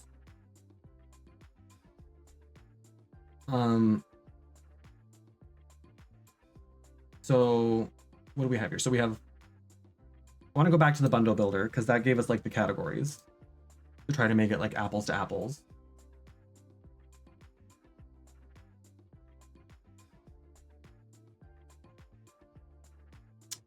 Give me the bundle, the routine finder. Oh, I don't want a quiz. I don't want a quiz. I just want a routine builder. All right, cleanse and exfoliate. So we need a cleanser. We need a cleanser. I know they have one.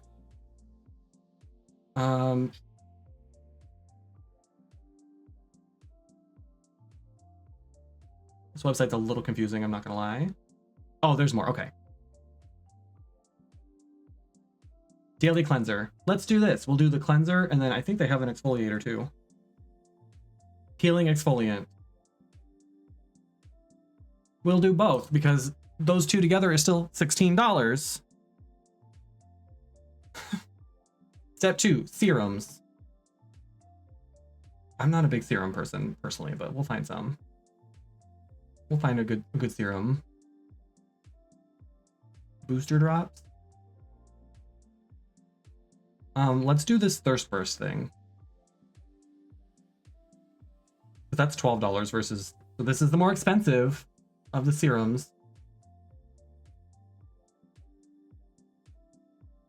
Masks and moisturizers. I don't think I've used this one. Elf just came out with a dupe for Glow Recipes Dew Drops. I'm hoping it's a good replacement. I think that must be this, right? Not sponsored, but Elf, if you're watching, big fan.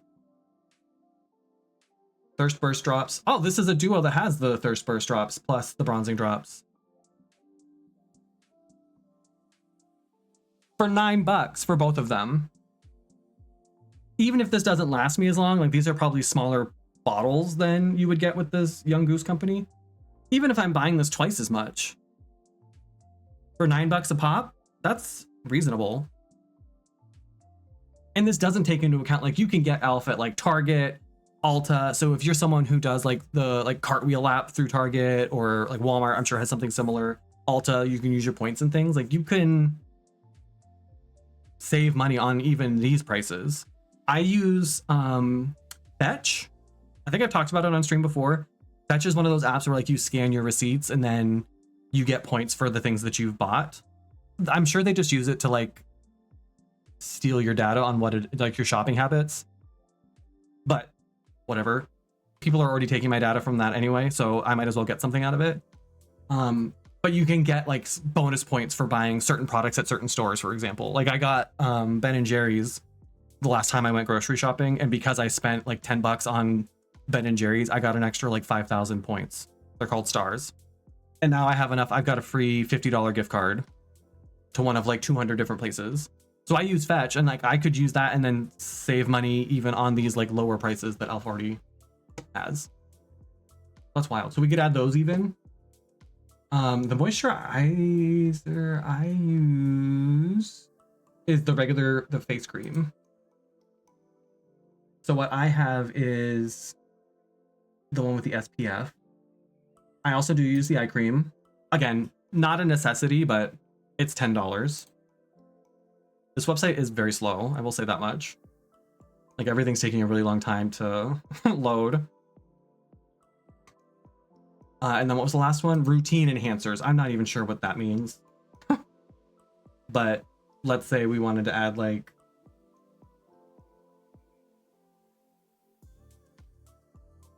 I don't know. They have like a makeup removing balm. Maybe that's what they mean. Makeup cleansing melting balm. Please load.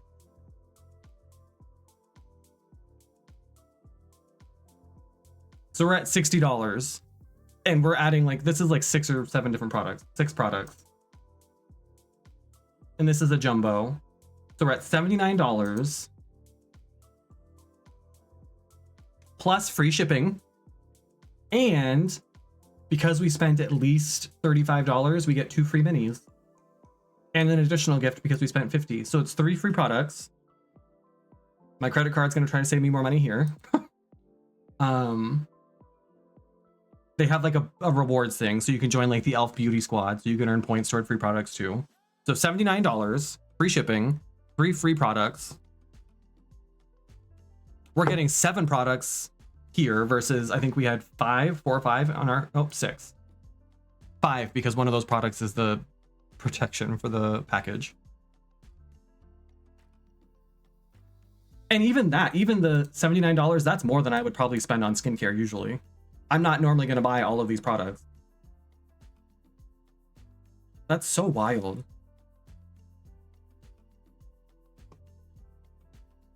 I feel guilty spending a lot of money on skincare stuff. One brand that I do really like, and it's not just because I did that, you don't remember when I did the model casting call, and I actually made it to the final round? It was like, but it was kind of like a read at the same time, because they were looking for models, but they didn't want to see what you looked like first. So the only reason I was maybe almost going to be a model was because they couldn't see what I looked like. I still have the coupon they gave me. Was Glow Recipe. I do really like their products. The drops and things they have are really, really good. But again, pretty expensive. Not Young Goose expensive, but pretty pricey. Yeah, it was a cool experience. It was a bunch of interviews. So I did a bunch of like phone interviews, and they wanted to talk about like, when do I feel most beautiful and what does beauty mean to me? And I could tell toward like the second round that they weren't going to pick me because I talked a lot about drag. Like when I think about like beauty and like feeling my most confident, it's when I'm in drag. And I knew that as a skincare company, they weren't going to want me to be in their ad in full drag. They were going to want people who were going to be like barefaced to show off their skincare products. So I was pretty sure it wasn't going to work out, but I made it to like the final. They picked, I think, 5 people, and I was the last like 15. So I was pretty impressed. Yeah, it was a lot of fun. It was cool to like see what because I'd never done anything like that before. So it was kind of cool to be part of the process. Again, it felt a little bit weird to be like, I have a modeling interview, but they explicitly do not want to know what I look like. They like were very specific to like remind me at each step not to let any of my answers include references to my physical characteristics. So I couldn't talk about like what kind of skin I have. I couldn't talk about what color my hair or my skin was. I made a couple references to not being like a teenager anymore, but they didn't want to know how old I was. Which kudos to them for like, that's a cool idea. And they were really good at like creating an experience where they minimize the amount of like potential for that to factor in. But again, it was kind of weird. It was a new experience. I would do it again. I would maybe not lean so hard on the drag stuff, but I wasn't gonna lie either. So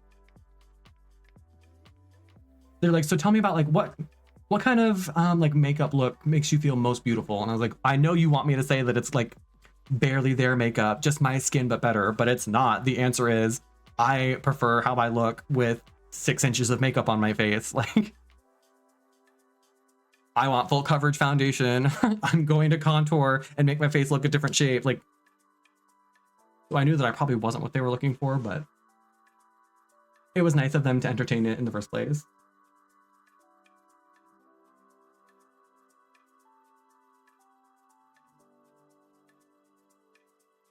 Yeah, I don't want you to be able to tell what I look like under that makeup at all. Duh. So I knew that my answers were not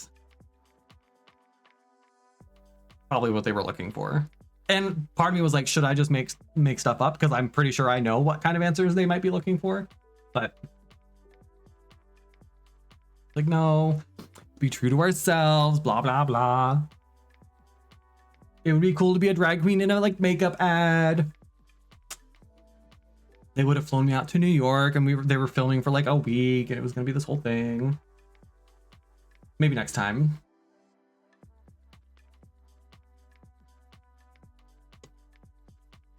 Maybe next time.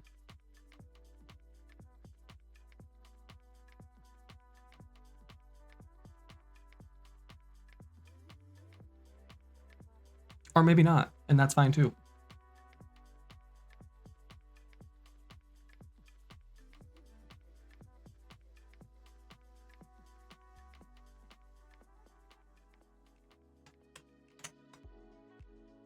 Y'all think I'd be a good real estate agent?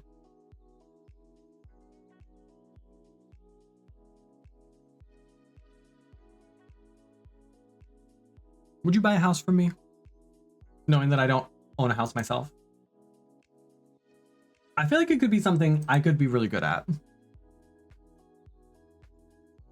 It feels like the kind of thing I could maybe be good at.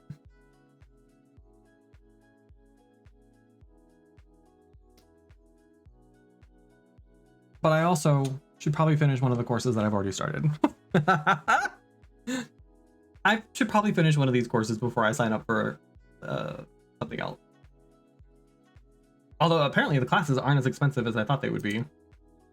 Like $500 or $600. That's much more reasonable than the coding class I'm doing. Too petty to be a real estate agent? That might be a good thing though, like.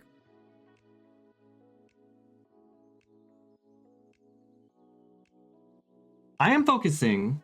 I'm applying for jobs. That's what I'm doing. To be clear, I'm not just like randomly meandering. This job happens to require a real estate license, that's all. And they happen to have a link you could click on to learn how you get a real estate license in your state. So I was just doing my research.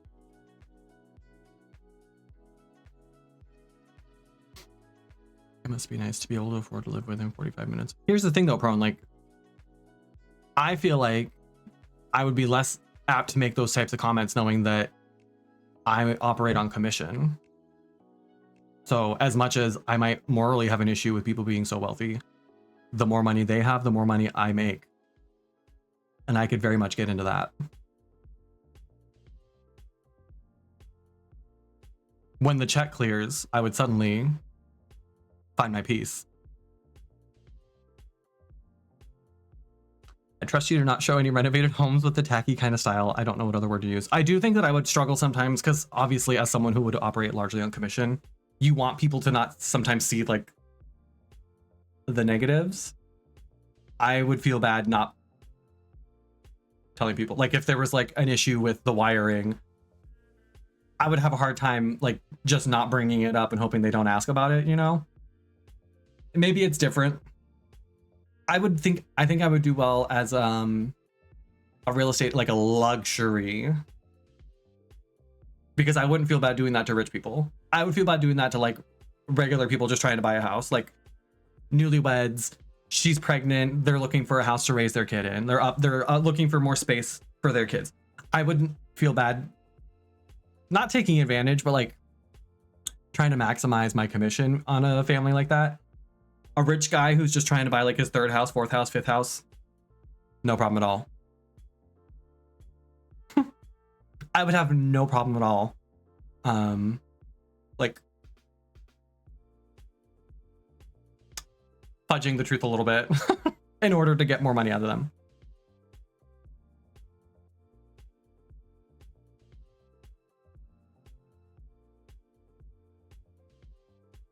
No real estate license for me today, but something to perhaps something for down the line, perhaps.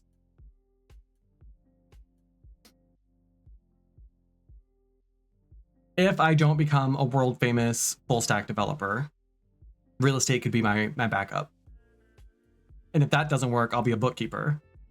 And if that doesn't work, I'll be a project manager. And if that doesn't work, I'll just go full-time content creator.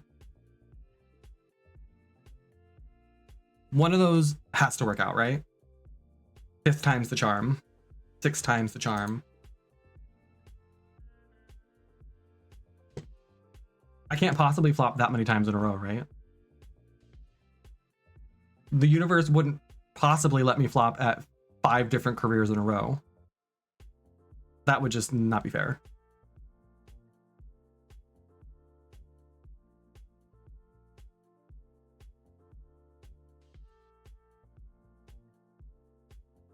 Carrie of all, indeed. Carrie of all trades, master of literally none of them.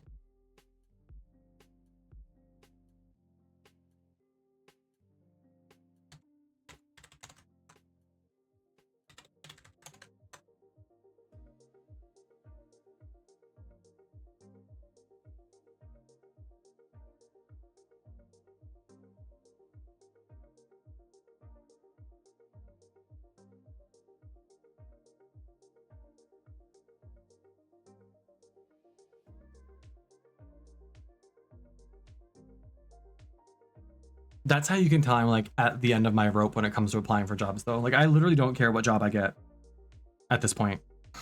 I will find a way to be happy no matter what it is I'm doing. I don't care. Like I used to only be applying for jobs in DEI, working remotely, making a certain amount of money because I was like, nope, I refuse to accept anything less. At this point, girl, I just want a paycheck. I just want to be able to afford my rent. I want to be able to pay for my dog. Insurance would be nice, but honestly, not like a deal breaker. I haven't had insurance for 2 years. Knock on wood, I've been okay. Like, my ceiling has dropped so far since I started looking for jobs. At this point, other than like not being out of my house for like 10 hours a day, I don't have a lot of requirements. I can make pretty much anything work at this point.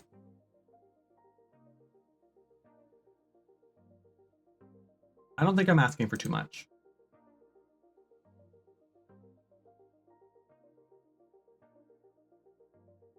Or maybe I am, but I don't think so.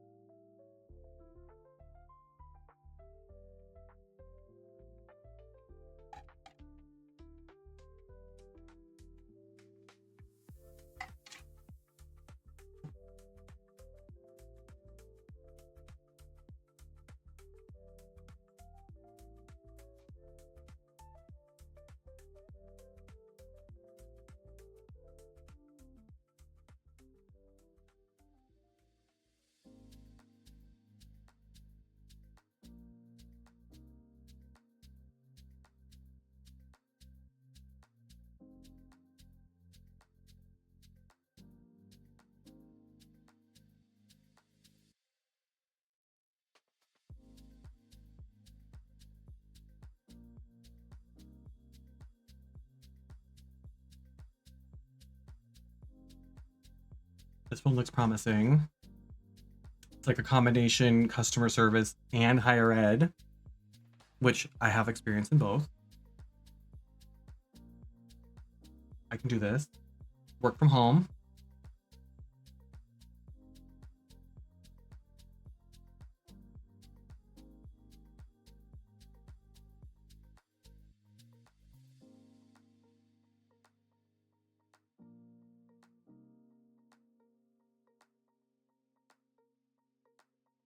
Annual education stipend. Love. Asking for my pronouns. Give me an option to put more than one set of pronouns in. Love that. There's even pronouns on here I've never heard of before.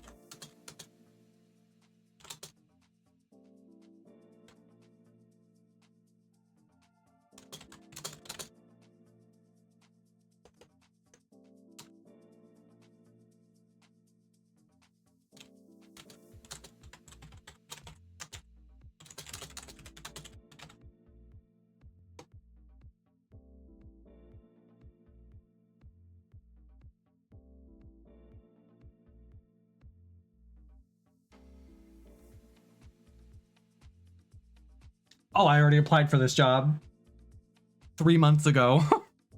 Well, let me apply again then, because if you haven't gotten back to me since October, baby. Also, could you not have told me that before I filled out the entire application?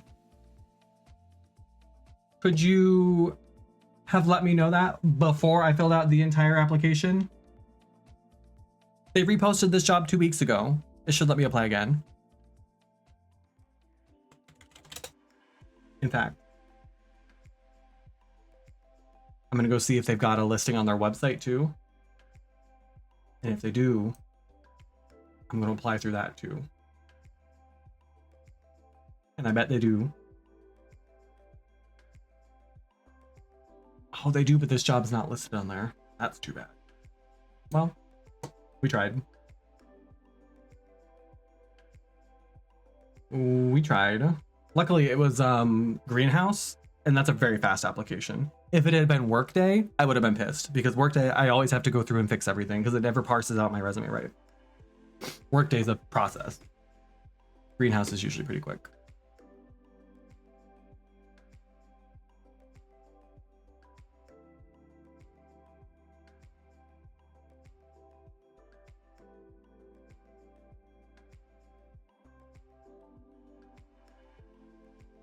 Yeah, Workday is terrible. I probably have, in the last 2 years, I've probably gone through like between 8 and 10 different resumes, and none of them have ever correctly parsed. Workday has never correctly parsed out my information from any of those resumes. Specifically the like where it lists my experience, all my different jobs I've had, it never puts those into the fields correctly. I always have to go in this resume, it creates an extra entry and cuts 2 of my job experiences and like cuts them in half and takes the 2 halves and creates a 3rd job entry for some reason. So I have to go in, cut those 2 pieces out, put them into the right entry, and then delete the extra entry that are created. And it's always just such a pain in the ass, but not quite as much of a pain in the ass as it would be to manually put all that information in myself. So I still upload the resume and have it parse it out, and then I just know where I have to go in and fix everything. But it's so obnoxious for no good reason.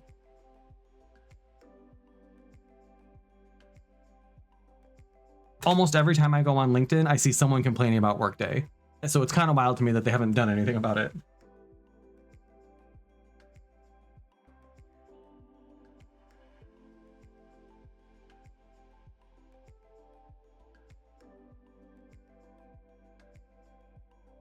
It's also very sweet. I have a lot of friends who send me jobs on LinkedIn, which is nice, but it makes it very clear to me that none of my friends know what I do.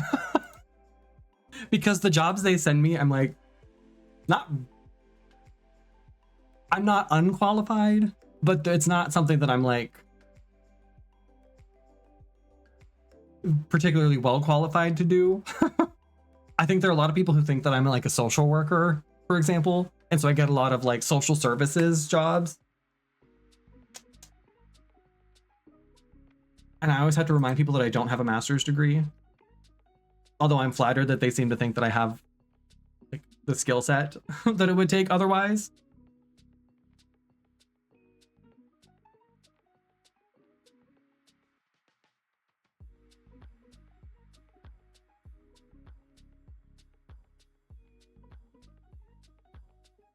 Yeah, like this is, I'm qualified to do this, but they're gonna want someone who's got like specific experience working with youth. And I very much do not. I, in fact, have avoided working with youth most of my career. Case management, yeah. If this is Workday, I'm not doing it.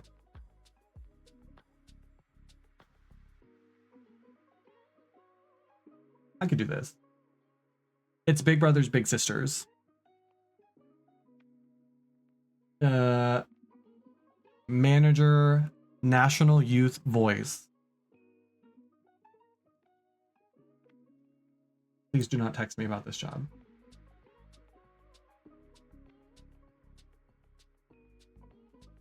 They don't have a salary range listed. That's so obnoxious. You got this giant job description, but they want to know what my desired salary would be. And it's required. And this is going to be so niche. I bet there's no information about the range.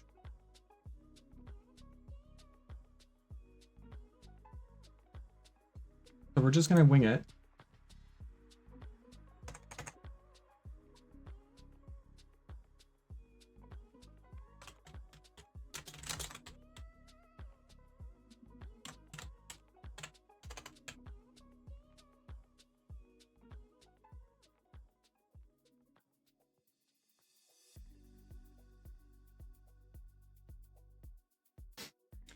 Used to work with nursing students. Now Indeed only shows me nurse jobs no matter. My Indeed's all fucked. I keep getting very specifically like surgeon jobs in Kentucky. Like emergency room physician, osteopathic surgeon, but only in Kentucky. And I don't know what I have Googled or what I have applied to or what education I have that has them thinking that's what I'm looking to pivot into. It is not. I can tell you that much. I can tell you that much. Oh, now it tells us. So after I've given them my like requirement for salary, the second page says the budgeted salary for this position is. Lo and behold, the number I gave is higher than the range. Oops. Carrie the Scout. Can you imagine? Hi, Steven. I wanted to be a doctor. when I started college, I was pre-med. I wanted to be an emergency room doctor, but I couldn't handle the math. They threw me in Calc 1 and I said, hard pass. And trust you to operate on me. I think I would be good at it. I mean, obviously if I had the like education that goes into it. For as much as I come across as very frantic, and I am, and a little bit like chaotic energy, I think I'm a really good under pressure. Like when things like in times of emergency, when things happen, I like lock in. That's why Jared and I theoretically work so well together, because he very much doesn't. He dissociates. You can see like the lights go off in Jared when he gets overwhelmed. Like when Goose was diagnosed, he tested positive.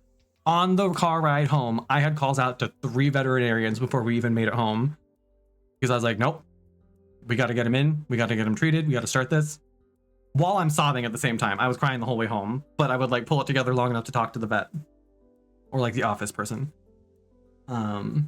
So I do think I would do well if I had gone to medical school, you know. You know.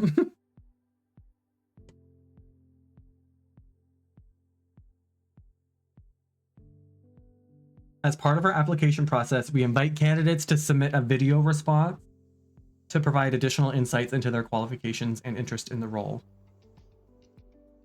I'm not doing that.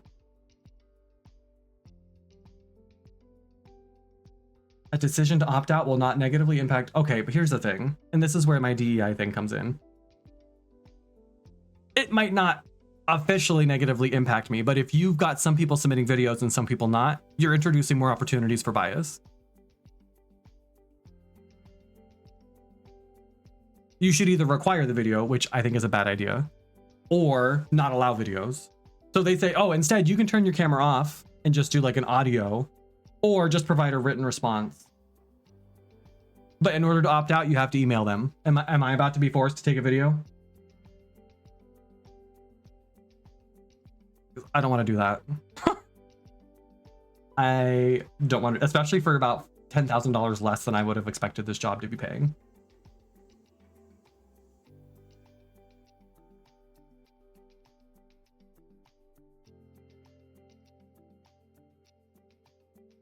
We'll see what happens.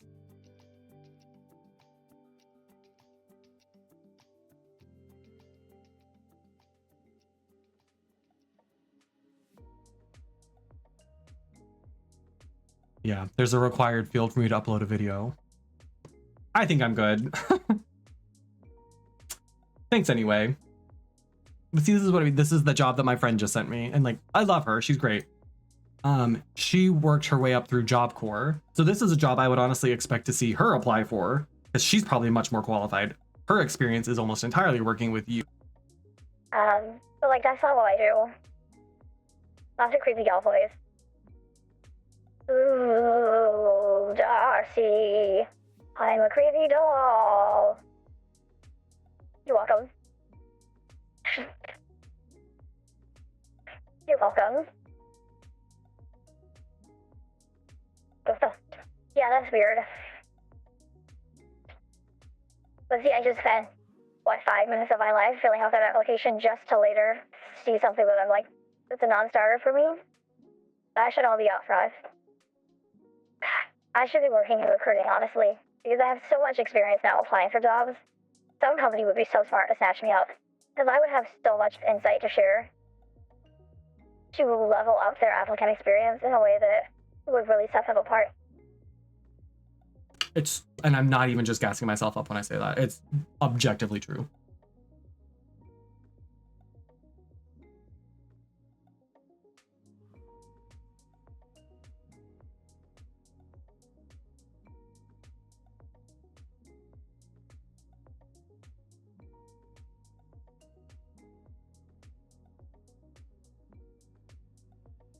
This one's another greenhouse application. I love them.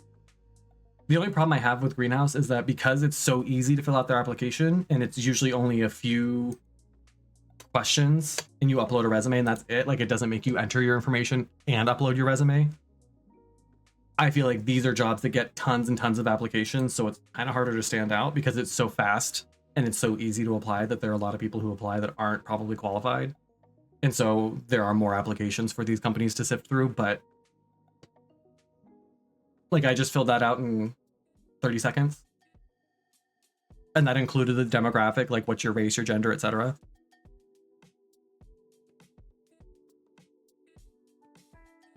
Not our job hunting support group. Honestly, if that was a thing, sign me up.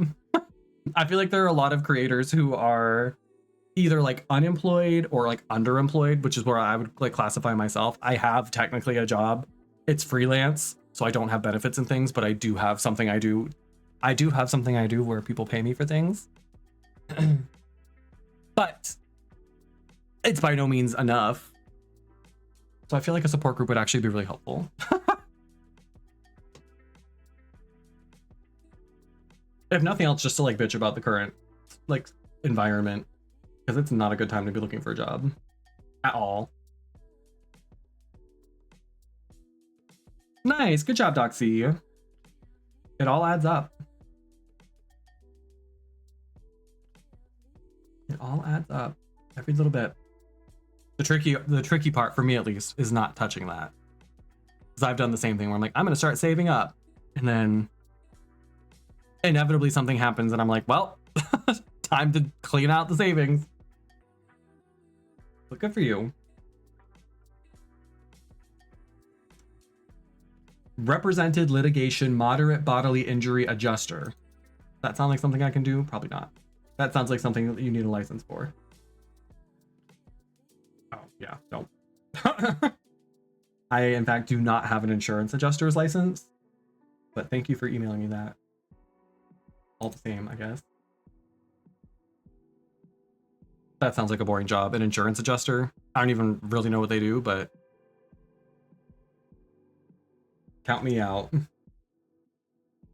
Although at this point, I would take anything I could get. So if someone happens to be hiring one and I'm qualified, I mean, let's talk. A lot of these jobs, I don't even know what they are. So I just assume I'm not qualified. Like field operations rating specialist. What even is that? Specialist solutions engineer. So I just assume if I don't recognize the job title or most of the words in the title that I'm probably not qualified to do that job. That one pays $200,000, so I'm going to assume I am very much not qualified.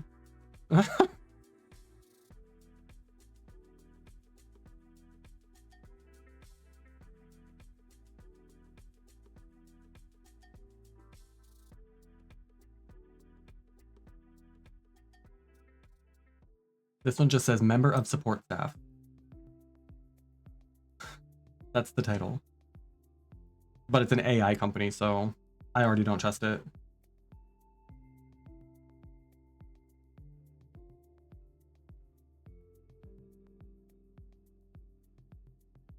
Yeah, I assume that's what it is too, Raven. I know like my last full-time job when I worked at the tech startup, we had basically like two sets of job titles.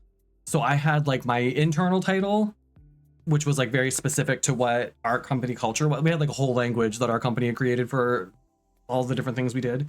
But then there was like the external, this is what you would tell someone who like doesn't understand or doesn't speak our language. And it just felt like it created more like confusion than it helped anything. We didn't even call it DEI. We created a whole separate acronym and everything to like speak to what it is I did. We didn't call it DEI internally, but if I were talking to anybody, even like a candidate who was applying to work with us, I couldn't use this internal language because it wouldn't make sense. University sent out an email about an AI upskill certificate. A lot of the like classes and things that I've been looking at, there's a lot of like certificates and trainings on, because it's so pervasive and it feels like it's everywhere now, and it feels like it happened so fast. So part of me kind of wants to take one just to better understand it. I don't think I want to work in AI. I don't think I want to be part of that like movement. But I also, part of me feels like, and maybe I'll use, because I still have Coursera. Maybe I'll take a course on there that's free, because I do feel like I should maybe understand it better. For better or worse, it's not going anywhere, so. And I very much don't understand how it works.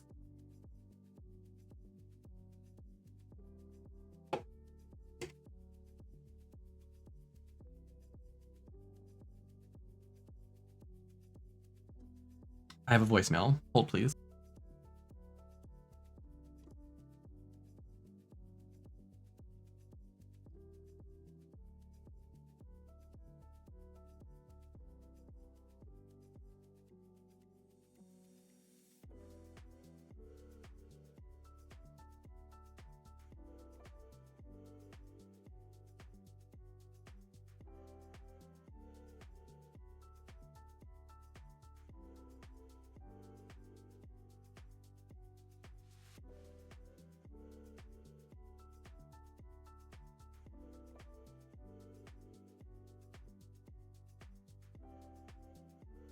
That was a wrong number.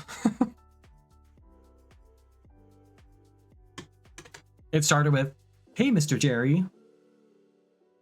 I don't know who that is. That's also a number from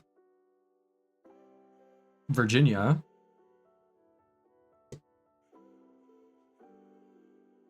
Sorry. They were calling to get an address so they could drop something off. So I hope Mr. Jerry gets whatever it is they're dropping off.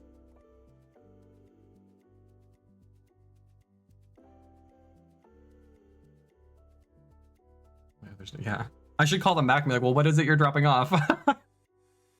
Is it money and or something I could sell? And do you deliver to Maine?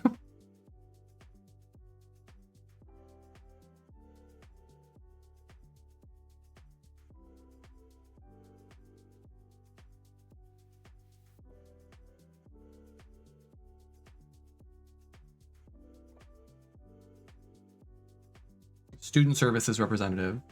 I could do this. I could do this.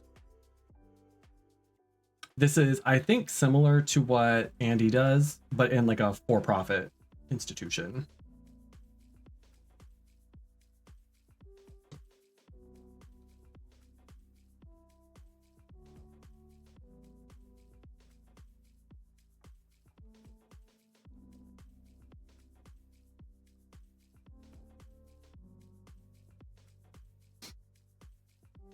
Which, is that what I want to do? Not necessarily, but I could do it.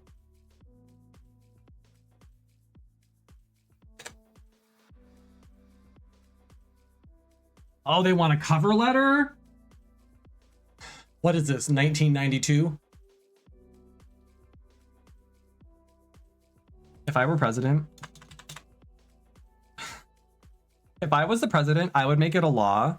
I would sign an executive order saying that if you require me to submit a cover letter to apply for a job, you are legally required to, one, have a human being actually review my application. And there should be a deadline for which you have a certain amount of time to get back to me about whether or not I get the job. You should be required. If I have to put in the effort and the time that it takes to write a cover letter, there should be some requirement on the employer side to get back to me within a certain time frame.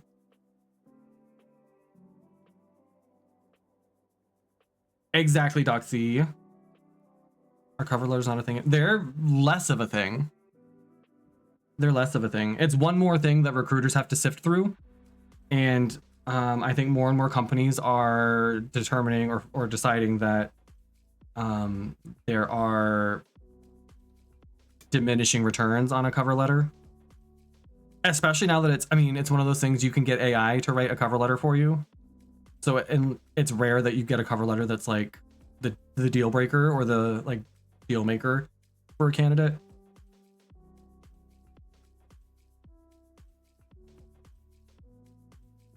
Oh, absolutely, Raven. Even like I worked in public higher ed, and everything was about, because it operates on like a deficit not mindset, but like the culture is one very much of like, you never have enough funding for everything. So you're constantly having to At least in the work I was doing. I'm sure there are elements of the university I worked at that weren't constantly trying to beg for money, but my office was not one of those. I would watch like old alumni give us millions of dollars to like renovate the football stadium while simultaneously like not being able to afford to pay like a speaker a fraction of that money. They would give us millions of dollars for a football field, and my like annual budget would be $20,000 for the entire year.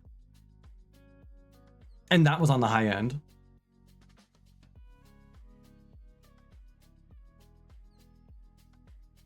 I don't know if I want to write a cover letter for all this. That just feels like a lot. I would be different, I think, if I had any real confidence that I would actually hear back from this company. Maybe that's just me. Maybe I'm just like bitter and jaded because I've been doing this for too long. But I don't notice a difference in responsiveness when I include a cover letter versus when I don't. I don't feel like it gives me any like better chance of hearing from them or getting an interview or anything. It doesn't feel like it makes that big of a difference. For me, at least. Maybe I'm just not doing cover letters right, but in tech, it's almost never a requirement. It's always something that you can do if you want, but I don't know a single tech job I've applied for that required a cover letter.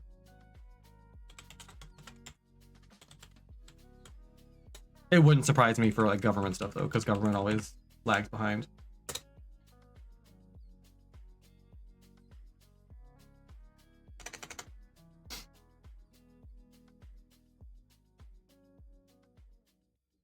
Yeah, I hate that, Raven. The thing that really got me was the last time they just got like maybe 2 years ago, they got like the biggest donation like to athletics that the university has ever seen. And they built like this whole campaign around it. And one of the like pillars of this campaign is DEI and improving access to the athletic facilities for historically marginalized folks. None of that money is going to the office I worked for, which is the diversity office on campus. The office that's actually responsible for supporting marginalized students on campus, not seeing $1 of that money. It's all they're basically just renovating all of the athletic facilities and calling that DEI. Like, because most of our athletes are Black.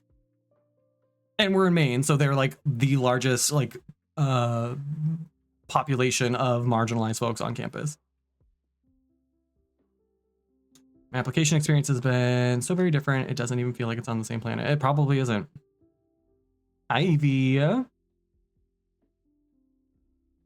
Yeah, I don't know many companies that are they're still requiring cover letters.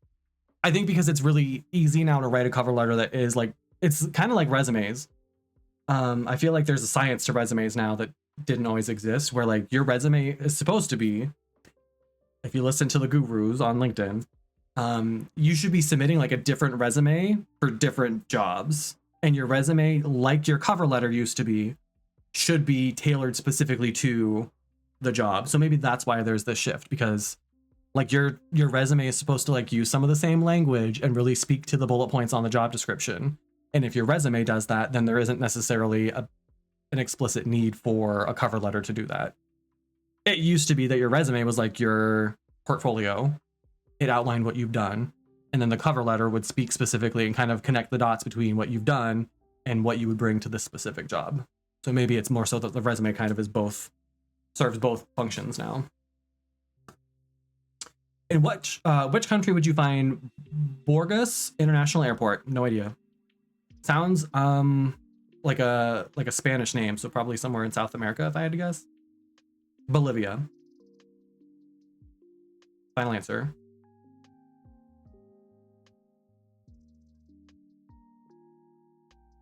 Evie, I hope you're feeling better.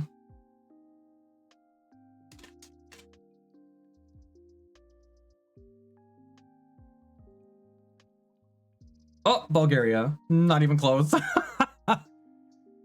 Not even close, but not as far off as maybe I could have been. Almost back to 100. Love that. No problem. Well, now we know. Borges International Airport.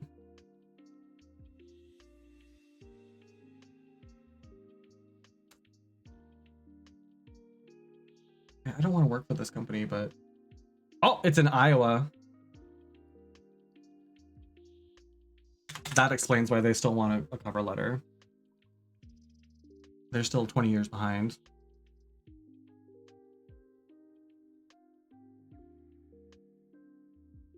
It all makes sense now. Dark Ages.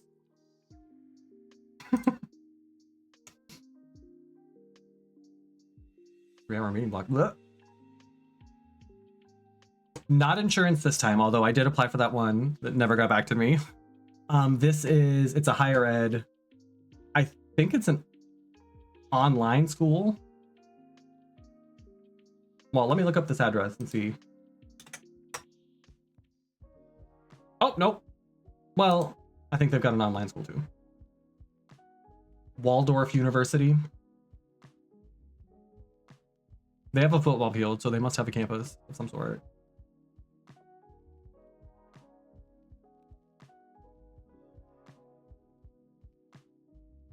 Exactly, Steven, yeah. What I should be doing,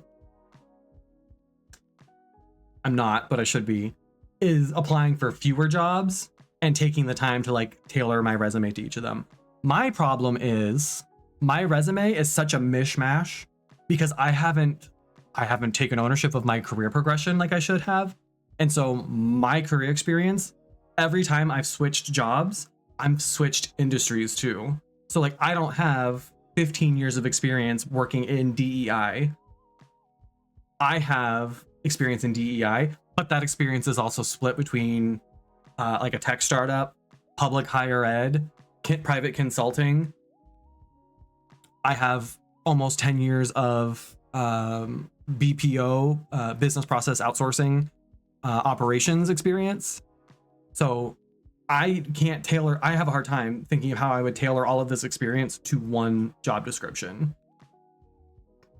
Because I'm not someone who like picked a lane and then just stayed there my entire career. I have kind of bounced around a bit. Not even bouncing, but like every time I've switched jobs, I've switched industries too. And that's not what folks want to see right now. Well, I obviously agree, Stephen, but getting them to see it that way is tough. And because my first like career was in call centers, it's been so long now since I've done that I think even the jobs I apply for in that industry, they want to see more experience that's more recent, because I got laid off from that job in 2011, which was a while ago now. Thanks for the lurk, Evie. Good luck in your meetings. Hope you brought snacks. Speaking of, I think it's snack time. I've become like a protein bar hoarder. So I've got this pile of protein bars just sitting next to my computer now. They're all those Bear Bells ones, which I really love these. I don't think they're probably the best ones for you because they taste kind of like candy bars, but the best protein bar, in my opinion, is the one that you'll actually eat. And the ones that are gross, I'm not gonna eat those.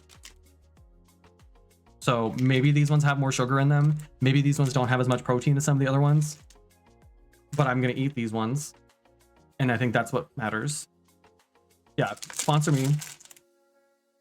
Name one of these after me. We have caramel cashew. These could all be drag queens, by the way. I would work with every single one of these drag queens. Caramel cashew. Camp queen. Creamy crisp. That's the like Gen Zer who does like clown makeup. Not a great lip syncer, but is a great way to add a little diversity to the cast. And then cookies and cream, twins. Sugar and spice, cookies and cream. Same thing. I think that's the one we're gonna eat actually, is this one. But yeah, I feel like the whole like I don't know. I feel like on these co-working streams, all I do is complain about applying for jobs, but that's quite honestly the bulk of my time now. I am a full-time job seeker.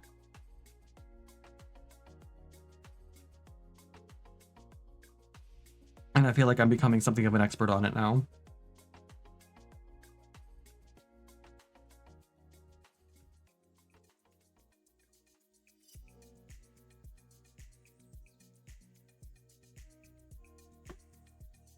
You're valid because it's evil. It's true.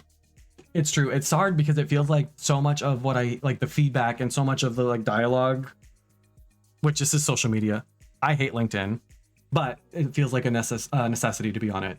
But so much of the dialogue on the topic now is so geared toward like job seekers doing better. Like, what are you not doing? When I feel like the big issue is it's the companies.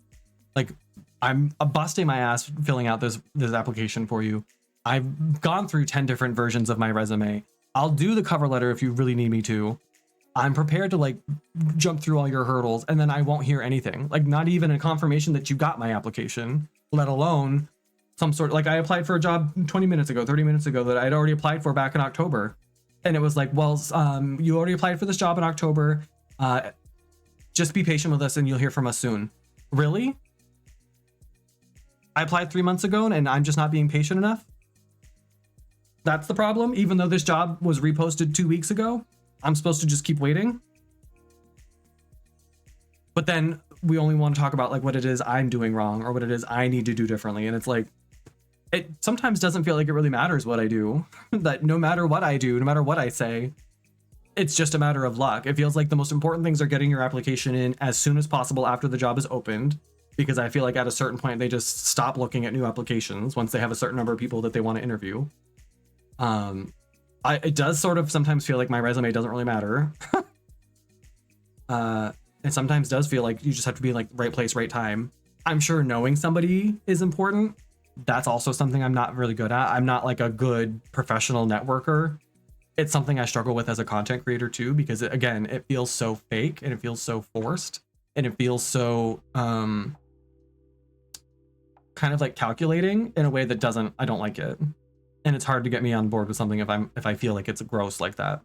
So I'm not like reaching out to hiring managers, or if I've got people who went to the same college I did who work at that company, I'm not reaching out to them to be like, hey, will you put a good word in? And maybe I should be, but like, I'm not comfortable doing all of that. But I feel like I should be able to get at least an interview at a lot of these places based just on my qualifications. And it's frustrating to not have that happen.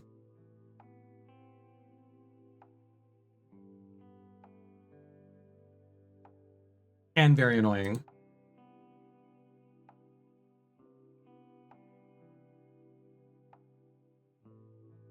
But the world we live in. Now me sitting here like pouring my heart out to you all, and Razor's only worried about catching these fucking stars. I'm gonna pin you again.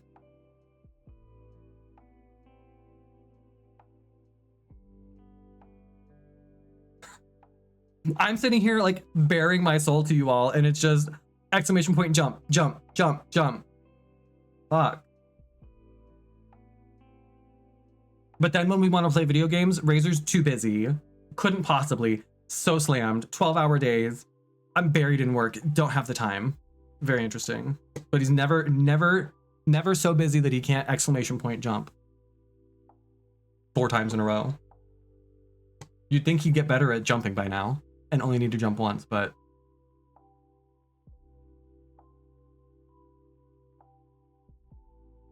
very interesting. I think.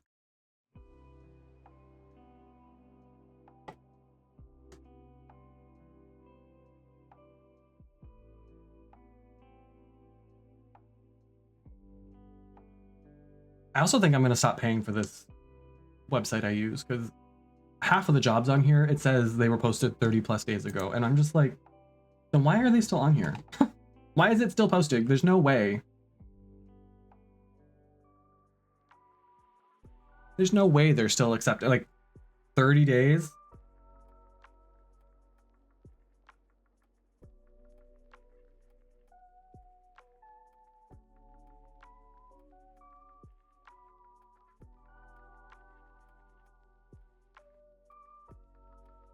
I'm going to apply because this is actually a gaming company, and I have a special resume I use that does include my like content. I also, that's the other thing, is I feel like when I have a resume that lists some of the content stuff that I've done, I feel like that gets held against me. I know there are a lot of folks who say like put that on your resume because there are a lot of skills that you develop doing this, and that's true. But I think that because it's not like it's not like a traditional, nobody hired you to do that job. I don't think that helps me.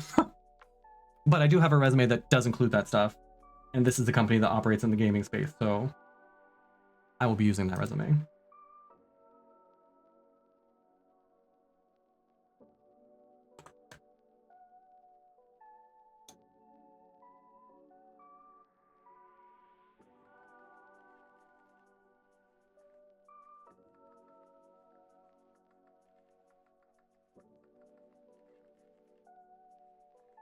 Although the fact that this is still up on their website too doesn't give me a lot of hope that they're going to even look at this, but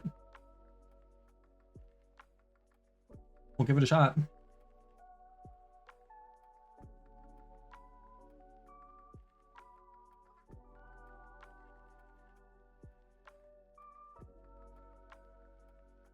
Hi Kiki, welcome in. The soon-to-be Mrs. Kiki Powers.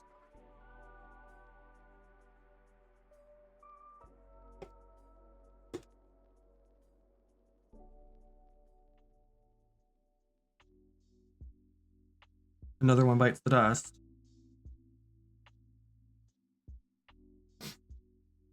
How are you? Are you working?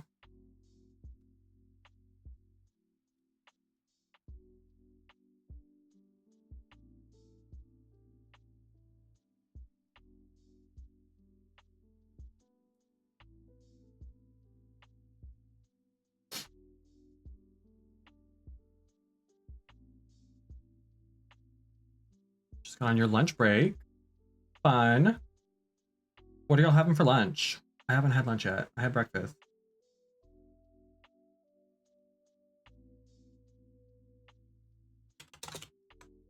But I have not had lunch yet. I kind of want like a Subway sandwich, which that might be a hot take. I know people have very strong feelings about sandwiches. I do love me a good Subway sandwich. Only when the bread's fresh though.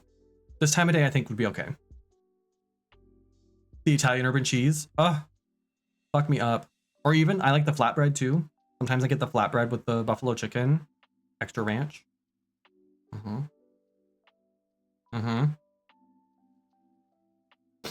I also really like, and I've never actually been to the store or the restaurant, but Firehouse subs. I really like their bread. I'm a big bread guy. Having a healthy dose of watching Carrie the One for 30 minutes because I ate during my first 15-minute break. Oh, play. I am the breakfast of choice. And a naked juice, of course.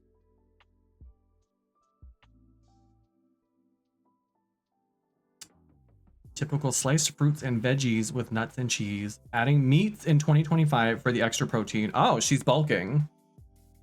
Oh, I didn't realize we had an IFBB pro amongst us. Pardon me.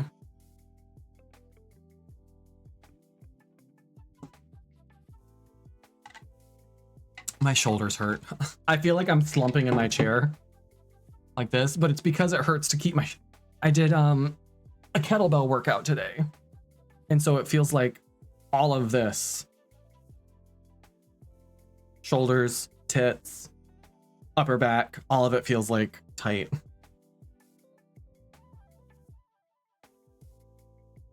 Toned body is the 2025 goal. Okay, but how are you measuring that success? Because toned body is an objective or a subjective goal. How are you making that a SMART goal? Specific, measurable, hold please. Achievable, relevant, and time bound. how will you know when you've crossed that finish line? What's the measurable element there? Is it just going to be when you can look in the mirror naked and be like, fuck yeah, I do me? That's what I always struggle with when I go through the process of like trying to formally set goals for myself. I always struggle to pick something that's like measurable in that sense. I'll be like, oh, I want to like grow my Twitch channel, but I don't get more specific and say like, this is how I will like measure that growth or that success. That's something I always struggle with, is being more specific.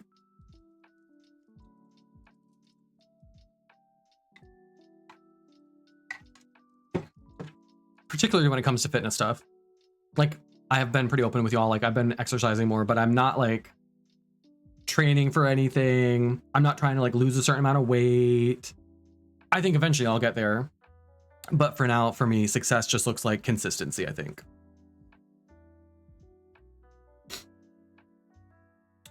Definitely struggle with the measurable part when it comes to my body specifically. Yeah, I think it can be tough, especially like if you're not training for something like like competitive, like you're not trying to be in like a race or like a bodybuilding show, like or sometimes like I don't exercise to like look a certain way. I just do it because I know that I feel better and I'm healthier. But there's no like obvious way to quantify that, you know?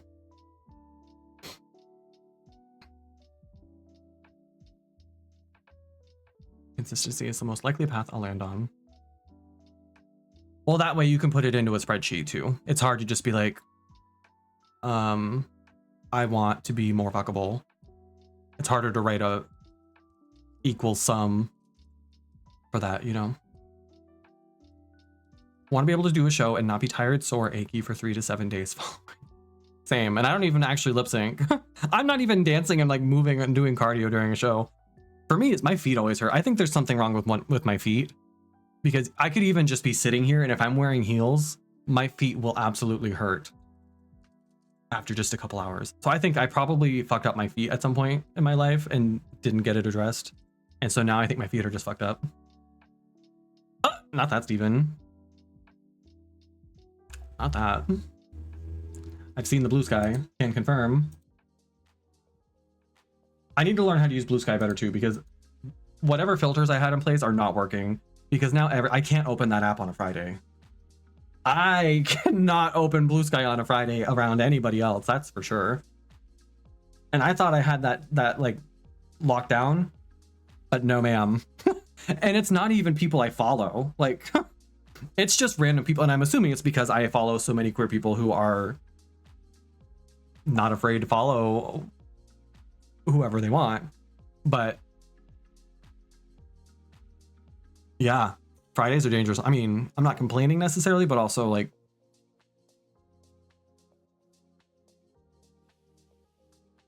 not that geeky. Yeah, I gotta maybe, I feel like it's too soon to do like an alt blue sky account, but something. I need a solution.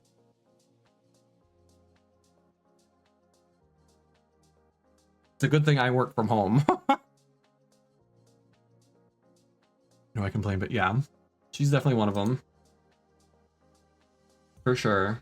Which, obviously, do you. Or somebody else if that's your preference, but...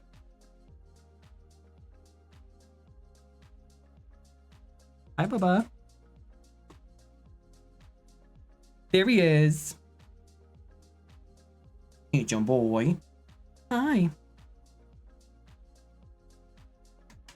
Dickums. You trying to come up? You want to come up? No? Guess not.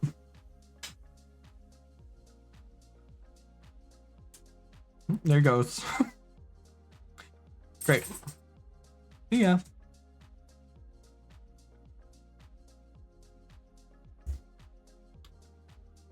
I tried to make an alt sky and nobody liked the post I made, so I got humble. I'm struggling with engagement on there too. I feel like nobody's, I mean, I don't know if you're supposed to use like hashtags and shit on there, or if it's just like people are still figuring it out, but baby goose, good boy.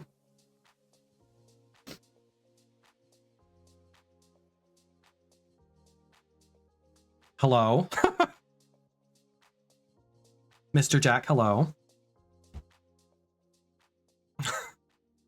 Nice to see you too. Hashtags don't seem...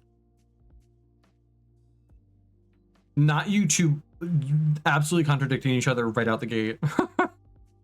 Hashtags don't seem to work. Hashtags help. Well, what's the truth? I did get a lot of followers from that drag starter pack, and I still think that's where I get a lot of my followers from. I also don't post on there a whole lot, so that's probably part of the problem too. I really only post like going live. What are they, skeets? I don't even know if we've all agreed on what we're calling them. But that's okay.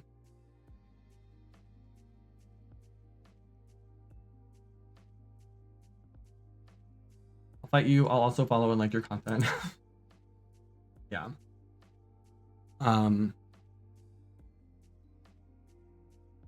Yeah, I don't know if there's like an official term for what the like equivalent of a tweet on Blue Sky is.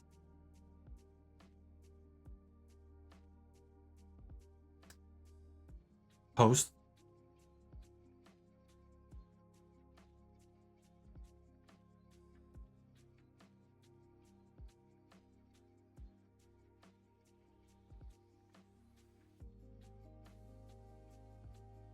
I get a lot of older Democrats sharing and reposting AI images. Yeah.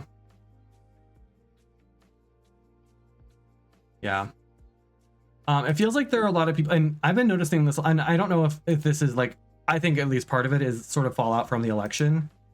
It feels like there are a lot of people who were very vocal and firm in their stance on some things that now, and I'm going to give you the prime example I'm thinking of is Disney.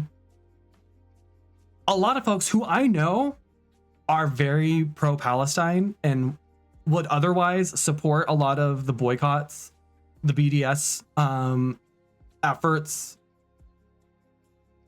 on Israel,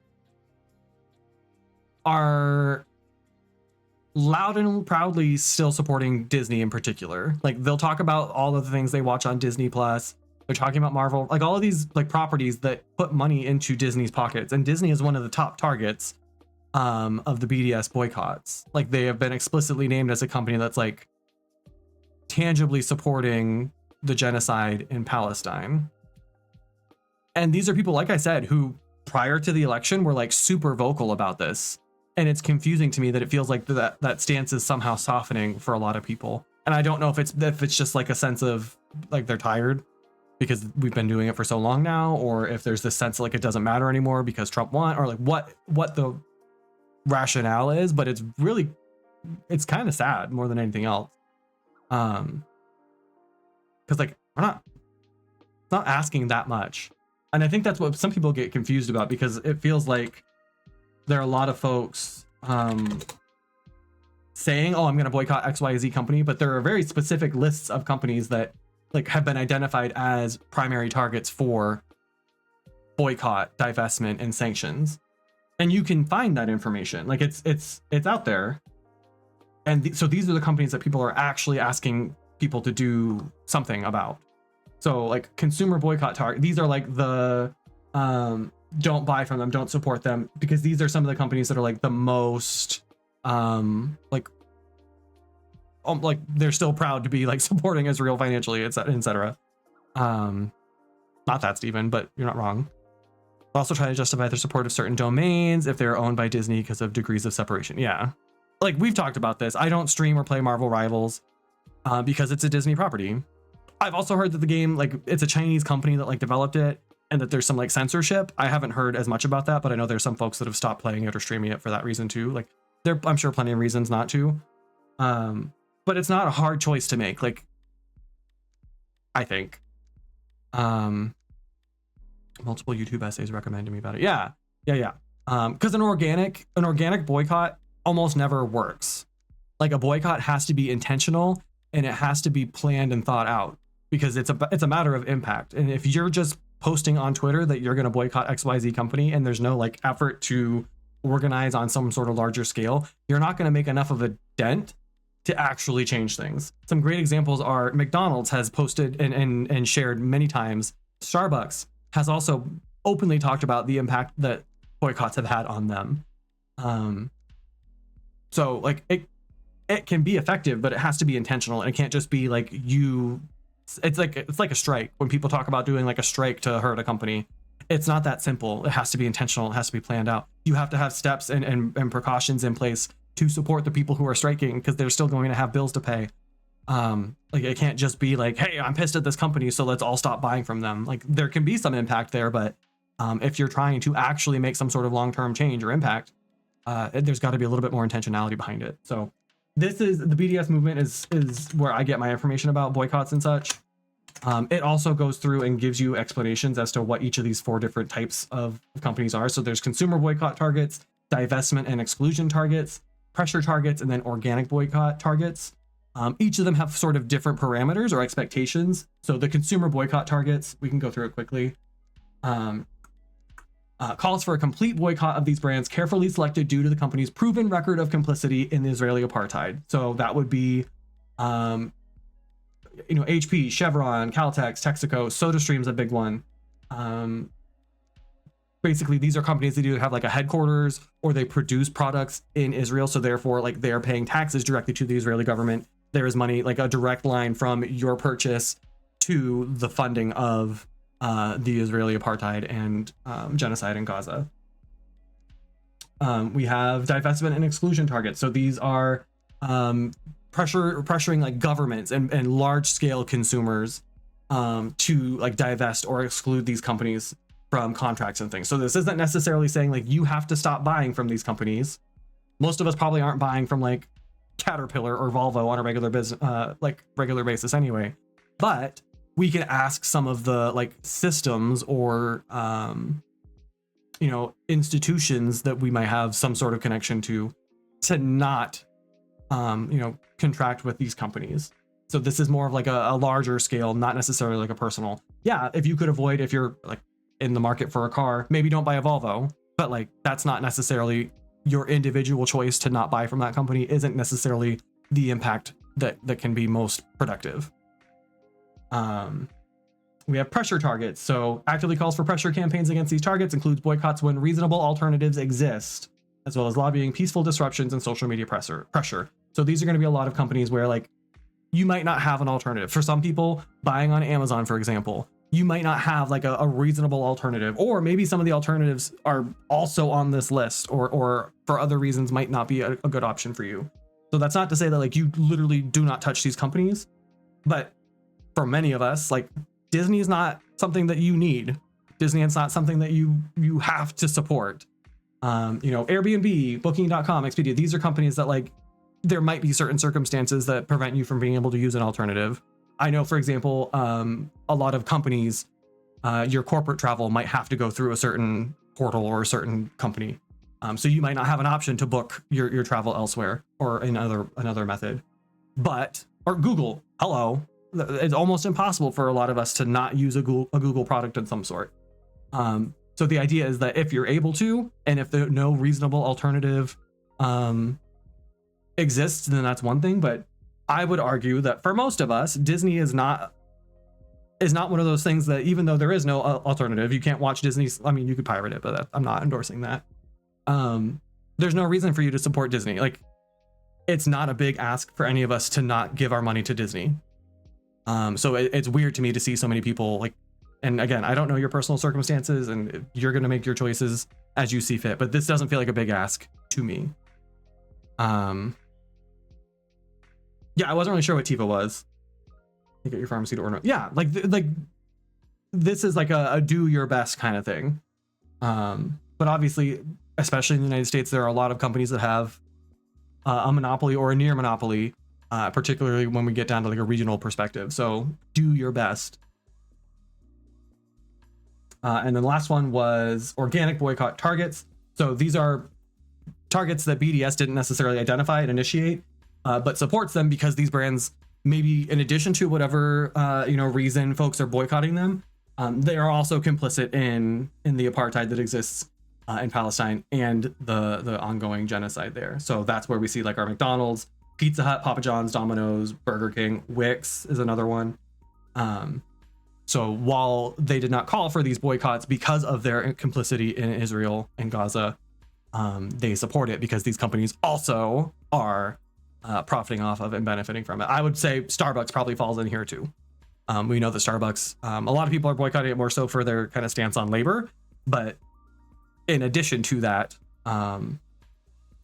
they are also profiting specifically in Israel and Gaza. So it's not a hard choice to make. And again, I think what ends up happening is social media and the messaging that kind of gets thrown around these topics ends up blurring it for folks and making it feel or seem so much more complicated than it has to be, when the reality is there's a very narrow scope to what folks are actually asking people to do in terms of boycotts and divesting. And it's not something that has to be this huge impact on your everyday life. You know, there are apps and things where you can scan products and find out whether or not it's supposed to be something you boycott. But a lot of those apps include so many other brands that aren't necessarily part of this specific list. So it doesn't have to be this like this work that takes over your life, and that every choice and every decision you make is centered around whether or not you're allowed to support this company. And it's often less so about like whether or not you like make purchases from them, and more so about just being more thoughtful and intentional. Like it says, if there's no reasonable alternative, you know, if your medication comes from Tiva, okay, do your best to minimize, you know, the impact that you have in that way. It doesn't mean that you literally never set foot in a McDonald's again. It just means being more thoughtful and intentional about the choices we make and the way that we spend our money.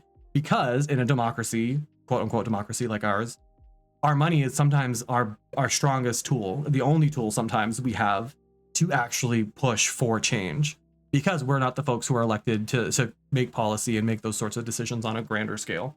So sometimes your money is the only way you have of sort of speaking on that particular topic. And it's, again, not a big ask. It's not a big deal to cancel your Disney Plus.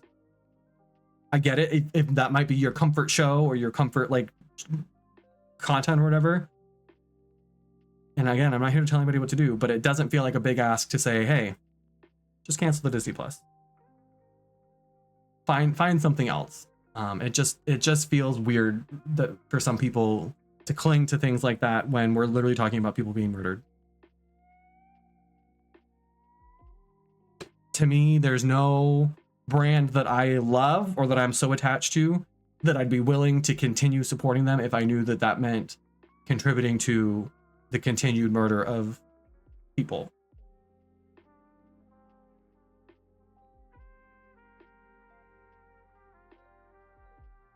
Yeah, that too, Raven. And again, the information is so muddied for folks that they don't even really understand what it is they're boycotting. They don't even really understand what it is that they're doing it for. It becomes like a pressure campaign on the individual to say, do the right thing. And that's where the argument that this is all just virtue signaling comes from. Because at that point, it kind of is. You're not doing it because you actually understand what you're boycotting and why. You're doing it because you want to do the right thing. You want to say and do the right things to avoid getting in trouble or avoid getting, called out for supporting something that you shouldn't. When the reality is, like, there are far more. It's one of the drawbacks of, I think, this, increased relevance of social media is this like social pressure that we all feel sometimes, I think, to like just say and do the right things even if we don't like get it. But that's just my perspective. I'm just trying to apply for jobs. I think I have run out of jobs for the day, though. I'm looking through everything is either old enough that I'm not probably going to get an interview, or I've already applied.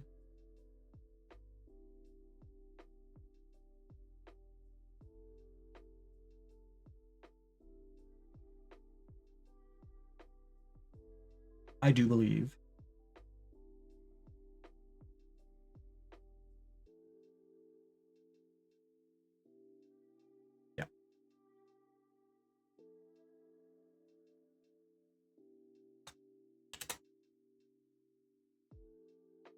Now, what did I put?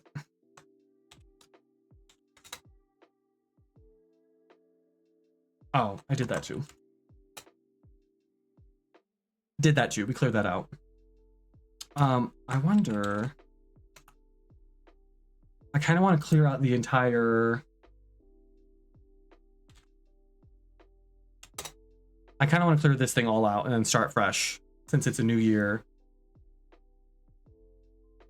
And I know there are a lot of tasks on there. Like Austin has one on there to organize his kitchen cupboards. I'm pretty sure he's probably already done that. Or if he hasn't, he's not going to.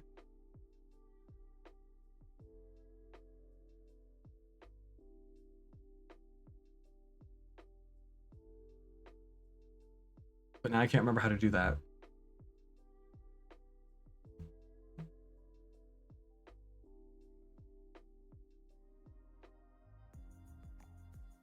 Or maybe you can't.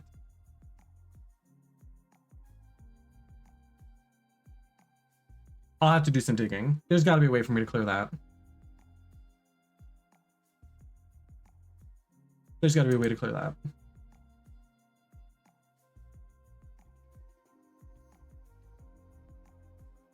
I'm just not sure how to do it yet. No, you're good for now, Razor. I wasn't gonna do it right now.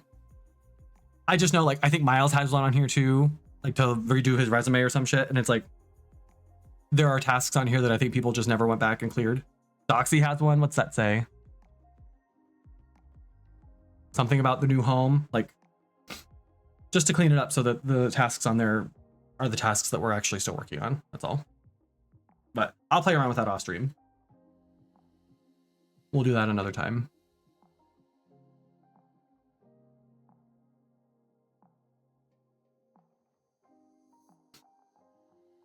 The one that just says thirst. That one is from today. That one is from today. That's Mudkip. So to be fair.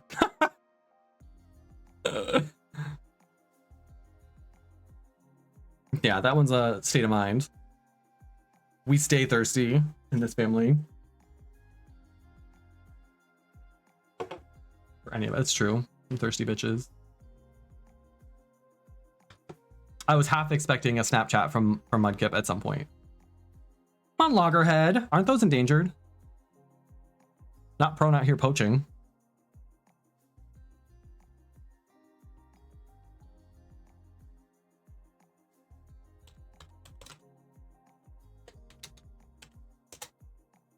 They are endangered. Nice job, Prone.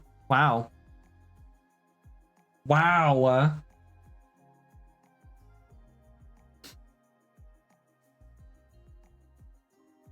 Nice job, Razor. GG.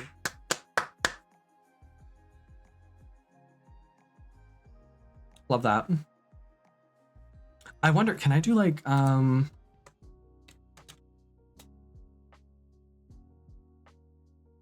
well. Figured it out. There we go. No more thirsting. But now it looks weird. We got to fill this back up with tasks. We will be doing more of these co-working streams. So I do want to... The only thing that'll like prevent us from doing this more consistently is my work schedule. So my plan, what I'd like to do is try to do a co-working stream every Monday and Wednesday at least. The only problem is that Wednesdays tend to be really big meeting days for me. So sometimes they might just start later. Like this Wednesday, I have a meeting at noon. So I will probably just do a co-working stream after that. Mondays are usually fine. I don't usually have a lot of meetings on Mondays, but Mondays do tend to be the days that I have to take Goose to Petco for things. So we'll just kind of wing it. But my goal is to try to do at least two co-working streams every week and at least one gaming stream every week. I think now that we're not just playing like Overwatch Dead by Daylight, I think I'm realizing that part of what was maybe feeling like kind of a slump was that I played a lot of games that are kind of repetitive. So for clipping purposes, it was hard to get really good clips from those games because it's the same thing over and over, really. But now that I'm playing more of these sort of like story-driven games, like each time I've streamed Skyrim, we've gotten like 10 clips out of it. So I could do one gaming stream every week and get enough clips to get me through to the next week. So I want to try to focus on being more like intentional about quality over quantity. So instead of trying to stream every single night and just playing Overwatch until I get pissed off and quit, do maybe fewer streams, which will also give me more time to do stuff like play in the Discord. So I want to try to get the Discord more active too. I know, Goose. So that'll give me, I think, more time to do that too. So, and that'll leave space too, because the other thing is, I know that many of you have like dabbled in streaming or would like to dabble in streaming. And I know for a fact that in the past, there have been some of you who've said things to me about like not wanting to stream at the same time. And I don't want you to feel like you have to like accommodate me if you want to stream. You can stream whenever you want. So me not streaming as much will make more time for those of you who want to also stream to do so and not feel like you're like stepping on toes or anything. So please, I love tuning in when you all stream. So I know Razor streams, Steven streams off and on, Prone has streamed before, Kiki obviously streams, like love that. Please feel free to do so. And you can stream on Twitch. You can stream in our Discord if you want. I know Ruby and Shrilham have been doing that lately. I love that. So please feel free to do all that. Don't feel like you have to like not stream at the same time as me. I will live.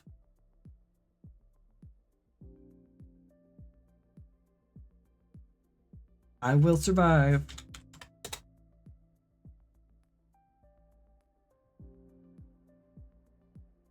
And that helps all of us anyway. The times that our stream has like, or the community has grown the most have been the times when a lot of you were streaming as well, because we end up sharing community. Like people who find you end up coming to watch me. People who watch me end up going to watch you too. Like it all just, it works out. It's the queer economy.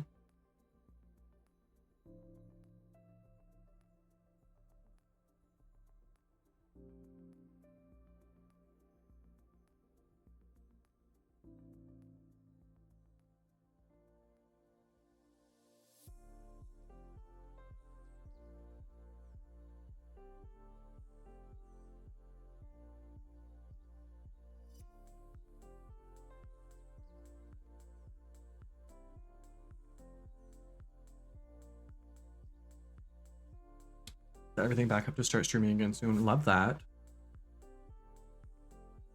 What do you think you'll be streaming?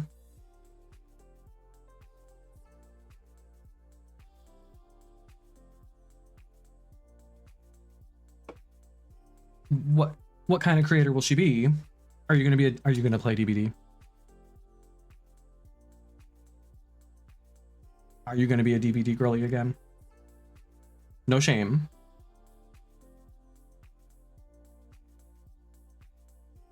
Maybe some indie horror. Love that. Have y'all seen the dinosaur games?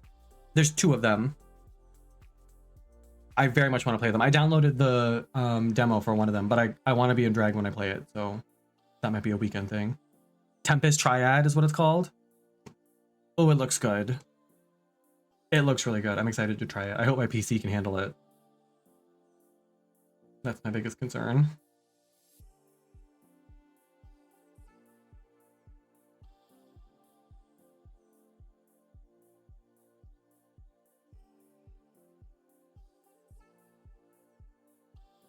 I almost said something, but I won't. They're doing like a drag school in our town. It's at like a burlesque studio, but they're doing a bunch of classes on drag. You can sign up. It's like every week they have a different topic, and they've got all these random dragsters from our area, and some of them have literally just been doing drag for like two days. And they're teaching classes on like building your drag character, and that's fine. But I wouldn't want to teach something that I don't consider myself to have like mastered myself. And it just feels like some of the choices folks are making are not the choices I would make. I'll just say that.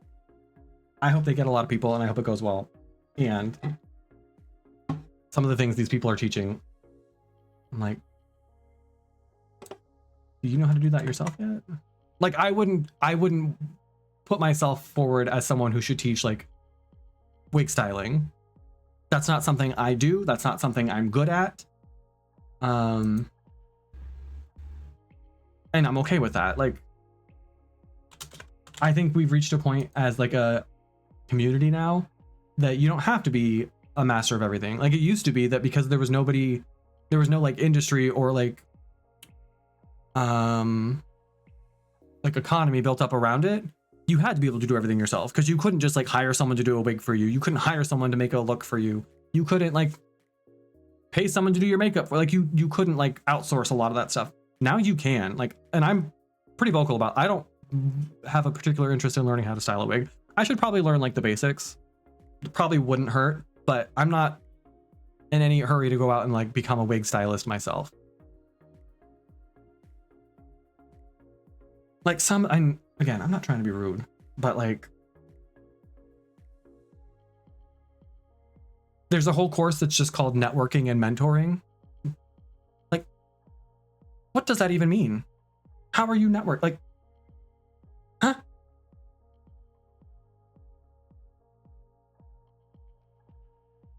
Exactly, Raven. That's my thing. And that's not to like pass judgment, but like, some of these people I know have only been doing drag for like a very little time. But whatever. Or like, there's a hosting class, and I know this person, there are two people who have it listed as like what they teach. One of them I know has only hosted one show.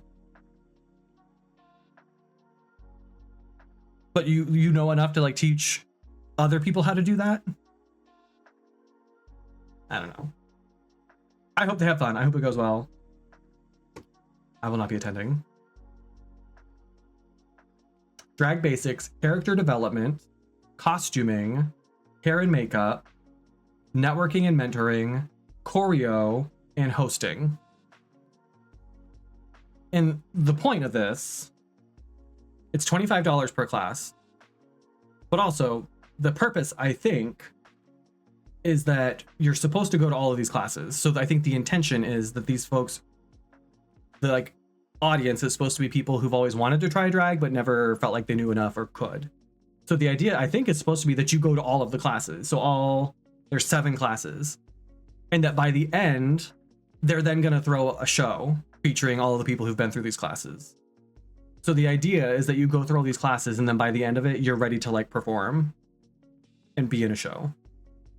What I know is going to happen. People aren't going to go to every single one of these. They're going to pick which ones they think they need the most, because they don't want to spend $200 going to these classes on top of buying whatever it is they need to do drag, makeup and wigs and such. So people are going to like pick and choose. And then they're going to throw a show. So we'll see what happens. I hope it works out. They also have more teachers than they do classes. So I don't know what their plan is with that. Like, I think every single one of these people said they could teach drag basics, which I'm not even sure what that means. So when they have like their first class is drag basics, which one of them is teaching that? Or do all of them show up and you've got 9 teachers? You know what I mean?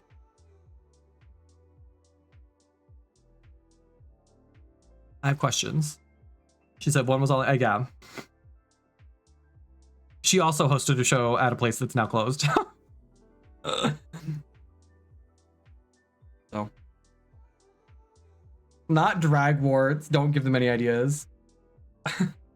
Don't give them any ideas. I also don't talk to like half these people because they're problematic. History, cultural context, but definitely not that. I don't know what it is, but I know it's not that. Because half these people don't know that shit themselves.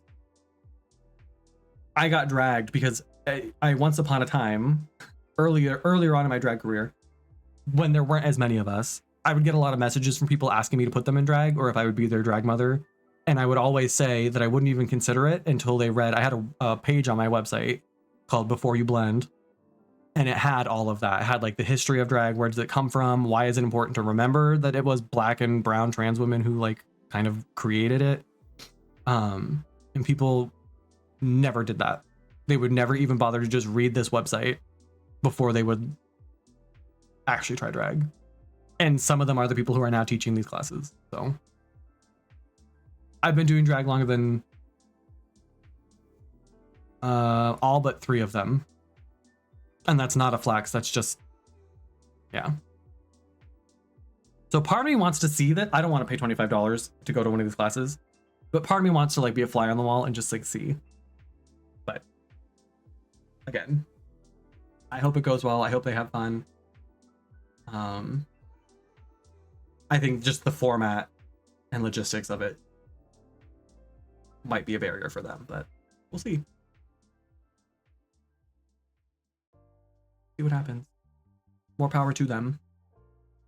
I don't even feel like I've been doing drag long enough that I'm not sure. I could maybe teach hosting, or at least I could, I think, be helpful on the topic of hosting, but I've been hosting shows for years now. I'm not sure what drag basics is. I could probably do something intro level for folks. Character development, maybe. I guess it really depends on like what that looks like for you. A lot of people, their drag isn't a character necessarily. Like when I get in drag, I mean, you all know at this point, like I'm pretty much the same in drag as I am out of drag. I just kind of like amp it up a little bit. Character development, costuming, hair and makeup, no ma'am. Networking and mentoring, I mean, I could probably do that, but I don't know what mentoring means. Or if that what they mean is that there's like a session where they can network and mentor, like where they can network with the teachers, and like that's the purpose, not necessarily learning how to network. And then you don't want me teaching choreo, that's for sure. But I feel like as someone, I've been doing drag for 6 years now. Even I don't feel like I've got like, I wouldn't sign up to teach at a drag school for many of these topics. Tongue popping 101. Yeah, I am proud of that because I couldn't tongue pop when I started drag. That did take practice. Jared actually is the one who taught me because he, of course, could just do it naturally. Asshole. But I did have to learn. So I don't know. Again, it's harmless, I'm sure, and I'm not that worried about it, but it just feels weird that like there's I think humility that is lacking in a lot of folks. And I think there are people that think that they've just got it all figured out. Which is weird because I think the reputation I have with a lot of folks in this community is that I'm like too good to work with a lot of people, or that like I think I'm above them, when it's quite literally the opposite. I think I'm the most humble in our community, and I don't want to be in a show with or work with or be affiliated with all these people who think that like they walk on water. Jared was born to be a drag queen. I don't know about that. That's a stretch. But he is, I think, a little excited at the prospect of maybe doing a drag workout stream.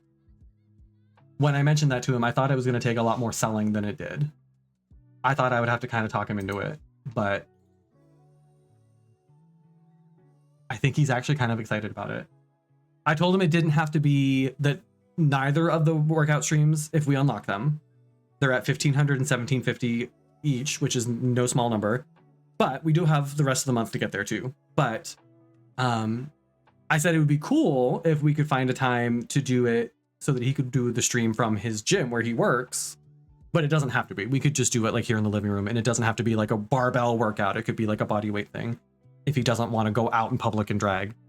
But I think that if we could make it work timing wise, I think he kind of wants to. Like, I think he kind of wants to do this on location at the gym where he can like kind of show off a little bit, and we'll put him in some tights or something.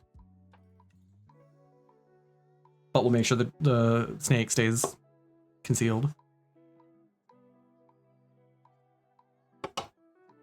So I think he's kind of looking forward to it. As much as like he always acts like he's not interested or doesn't like being a drag, I think there's a part of him that like is kind of into it. I don't think he would ever admit it, but congratulations on your pink rubber ducky. That's exciting. I want a pink rubber ducky. I never catch that. I never catch that. That's not fair. All right. Well, I think that's gonna do it for me. Girls, gays, and days. I don't have anything else to do. I could do the coding class, but I'm not gonna have time to finish a whole module of that before I get bored. So, but we went 3.5 hours. We got to catch up. Happy Monday. Again, welcome back to work for many of you. Hopefully, the week treats you well. We got some tasks knocked out. I applied for like 10 jobs, which I think is good. Again, I think now that we're like back full force in office for a lot of folks, things will start picking up and I'll have more to apply for, but I feel good about what we did today. It's only 3 o'clock. I'm gonna get some food, but I might hop into the Discord a little later. So for folks who might be around, I still have to test out the steering wheel. I haven't actually played a game with the steering wheel yet. So I'm gonna do that tonight probably, but I won't probably play for long. But then I'll probably switch over and I don't know. I guess it depends. If folks are around and want to play something together, we can. If not, maybe I'll just do some House Flipper. All right. Thank you all for hanging out today. It was so good to see you. Thank you for who resubbed? Did we have a resub today? Maybe not. Maybe not. But thank you for all the Go Fish girls. Thank you for spending your time with me. Love you all. Kisses and hugs. Reminder. Got a couple spare dollars to help keep my dog alive. Not to be dramatic. Not to be dramatic, but if you happen... Oh, not the ad break. Okay. Love you. Mean it. Bye.